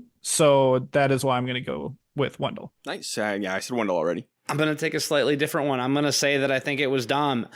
I thought it was Wendell until we got to Final Tribal Council. And when they specifically talked about the social game and who was more active socially, it leaned Dominic, which makes me feel like, yeah, sure, there's a lot of scorned people on this jury, and I don't understand it. Now, I could have my mind changed if you dropped me in a room with the cast and they explained to me how the social game actually went down. But with the edit we got, my understanding is that their physical game is about the same. Their strategic game is about the same. And what I heard from that jury is that Dom was the one who was reaching out, talking more, making social inroads. I'm not saying the jury got it wrong. They got to pick what they want to pick. But I'm still going to say that for this particular season, Dominic was the best. And that's also fully agreeing with Josh that if you have them both on 100 seasons, Wendell wins more than Dom. But this is one of the ones where I think Dom played better than Wendell. Okay. I'm glad that you actually mentioned the social game because it felt weird when it was mentioned at Final Tribal Council that people said that Dom was more social than Wendell. And I think it was more just a difference in terminology or just kind of like the context of the word social. I think they were just saying that Dom was more social as in just talking to people, where Right. Wendell was just kind of off doing his own thing and not like I didn't equate that to saying like, oh, Dom was better at the social game. Because it really seemed like Dom wasn't better at the social game. To me, social game means how likable are you? Yeah. And not Yeah, how much necessarily people like you. how often are you talking to people.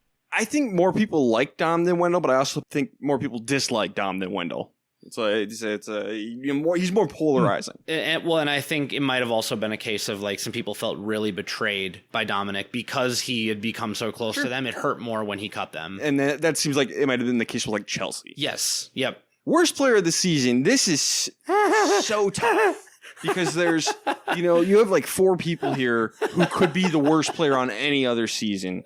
So I want to throw out a few dishonorable mentions. I'm going to throw out some dishonorable mentions to Laurel and Donathan and Sebastian. But my final answer for the person who is the worst at the game of Survivor is Angela. That's so nice of you because mine's Laurel. And it's because she knows better. She told us so. I'd give it to Angela if Laurel had said, I don't know, maybe just once that she couldn't beat Dominic and Wendell. She said it like 5 times. You get no passes from me. If you know you're doing the wrong thing and you keep doing it, get off my TV, get off my game show, stop wasting my time. You're insulting me. You're insulting yourself. You're insulting casting. I'm not taking it easy on her today. Angela is a strong dishonorable mention, and Seabass and Donathan are also bad. I'm surprised, Ryan, because out of that group of dishonorable mentions, which I 100% agree with, I actually think Angela's at the bottom of that, and that's strictly just because we didn't see a whole lot from her. She was on the outside of the vote a ton, and she was clearly just bad, especially, the one critical one of just giving up information to Dom near the end. but the others are just also so bad. One more dishonorable mention I'm going to give to Kellen because she deserves it. So, but also all the ones that Ryan said. I am going to give it to Laurel. It needs to be her just because, I mean, everyone was kind of this way, but it seemed like, she had more opportunities to make those moves and chose not to. Sure. Again, it's okay if she doesn't do that earlier on, but you got to actually do it at some point and not wait and then just be okay being at the end and losing and getting third. The distinction for me is I would give Laurel the most frustrating player of the season, whereas Angela is just the worst Survivor player of the season. So that's kind of the difference for me, but it's close, and they all suck. Jeff Watch, anything? No, absolutely not. Weather report, anything? No, absolutely not. All right, let's get into the most memorable moment of the season. The most memorable moment of the pre-merge, Josh declared, was Wendell finding Eric's old immunity necklace turned into immunity idol, and just the hilarity of how giant this idol was. So, Josh, first off, what is the most memorable moment of the post-merge, and does it beat the high highs of Wendell finding that Eric idol? So there are a few here that we can definitely pull from the post-merge. I'm going to say two of them, and then I'll let you guys shout out any honorable mentions that you might want. The two, Derek actually mentioned one of them already, and that's Wendell not calling for the puzzle. I too did not know if that was on this season. As we were going through the individual immunities, I'm like, is this a season where Wendell does that, or was that in Winners at War? I'm not sure. And then like one episode later, it happened. So that is definitely going to be up there. An honorable mention, I guess for me as well, is going to be in the future. It's not going to be this season because I didn't remember it, but in the future is going to be Sebastian's extra vote. That is hilarious that he did not play it because there's no reason not to. But I actually did not remember it the first time around. And then finally, the tie. The tie stands out just because it's the only time it's ever happened. And the shocked faces on everyone on the jury, to the final three, to just Jeff saying, I'm going to read the votes. Amazing.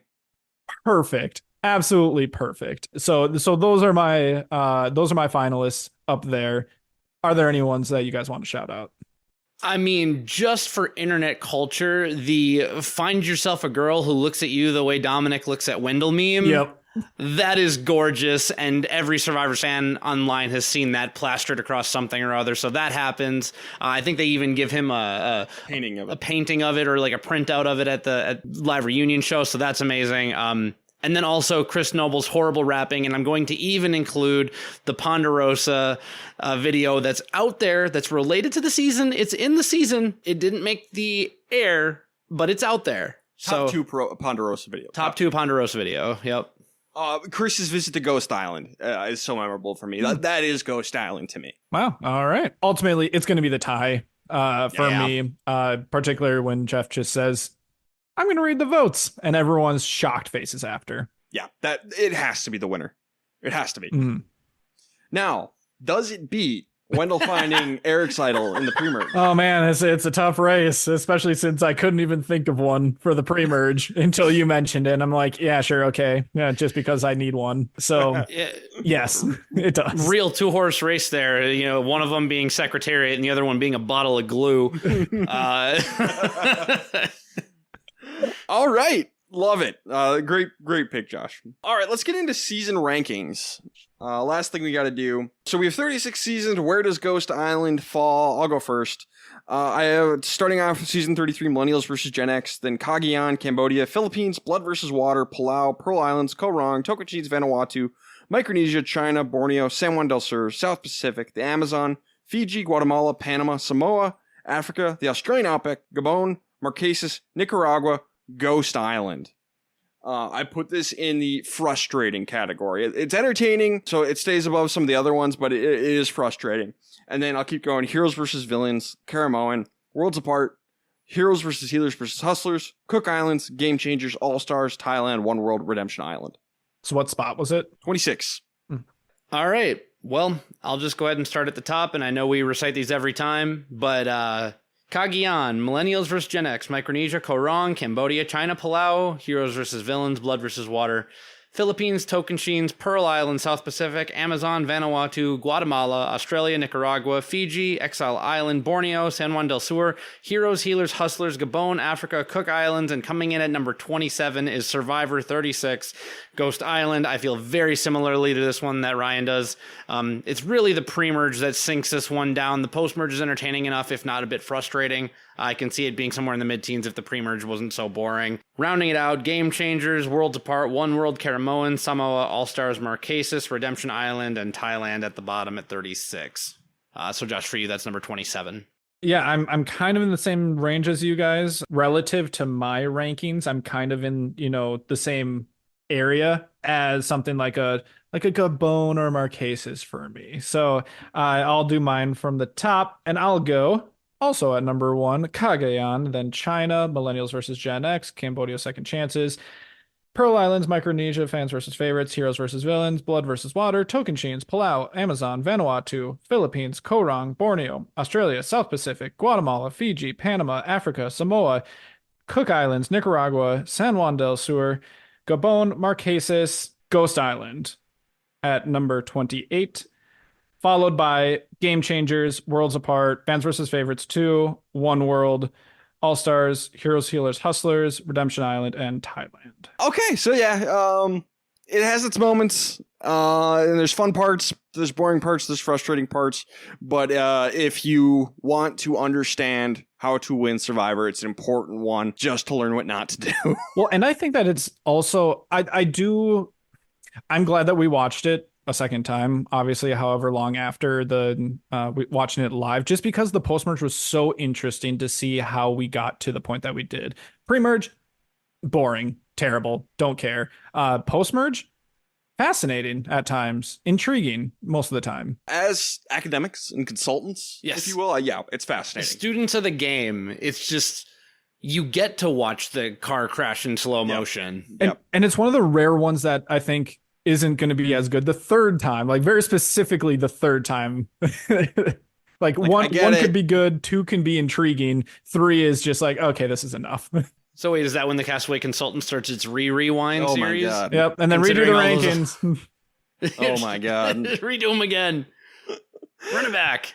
All right, that's Survivor Ghost Island, everyone. We did it. We're through another one. Only 2 to go. Next up will be David versus Goliath, which I'm very excited for the most part. There's one big asterisk in hindsight that sucks, but the rest of the season is great, so that should be fun. Guys, social media. Follow us basically everywhere at Castaway Pod. Send us some DMs, replies, any comments. We'll interact with you basically anywhere. Obviously, reach out on Spotify anytime with your comments, and then leave us a review on Apple Podcasts, or you know what, if you just want to let me know in an Avatar game as well that you're a fan of the podcast because you know that I'm on a Survivor podcast, that's cool too. I'm telling you, reach out to us anywhere and we will appreciate it, so long as we can find it. Is that what that was? Yeah, that's someone that was in my world in my Avatar mobile game that I play. Wow. Okay. Sure. So, right, there you go. That's so funny. Hey, you can find people anywhere. Yeah, yep. And we're happy to have everyone. Yeah. Almost everyone. Well, almost everyone, yeah. Anything else, guys? Until next time. All right, this has been the Castaway Consultants. Got nothing else for you. Good night. Josh, you want to do the good night again, but real spooky? Good night.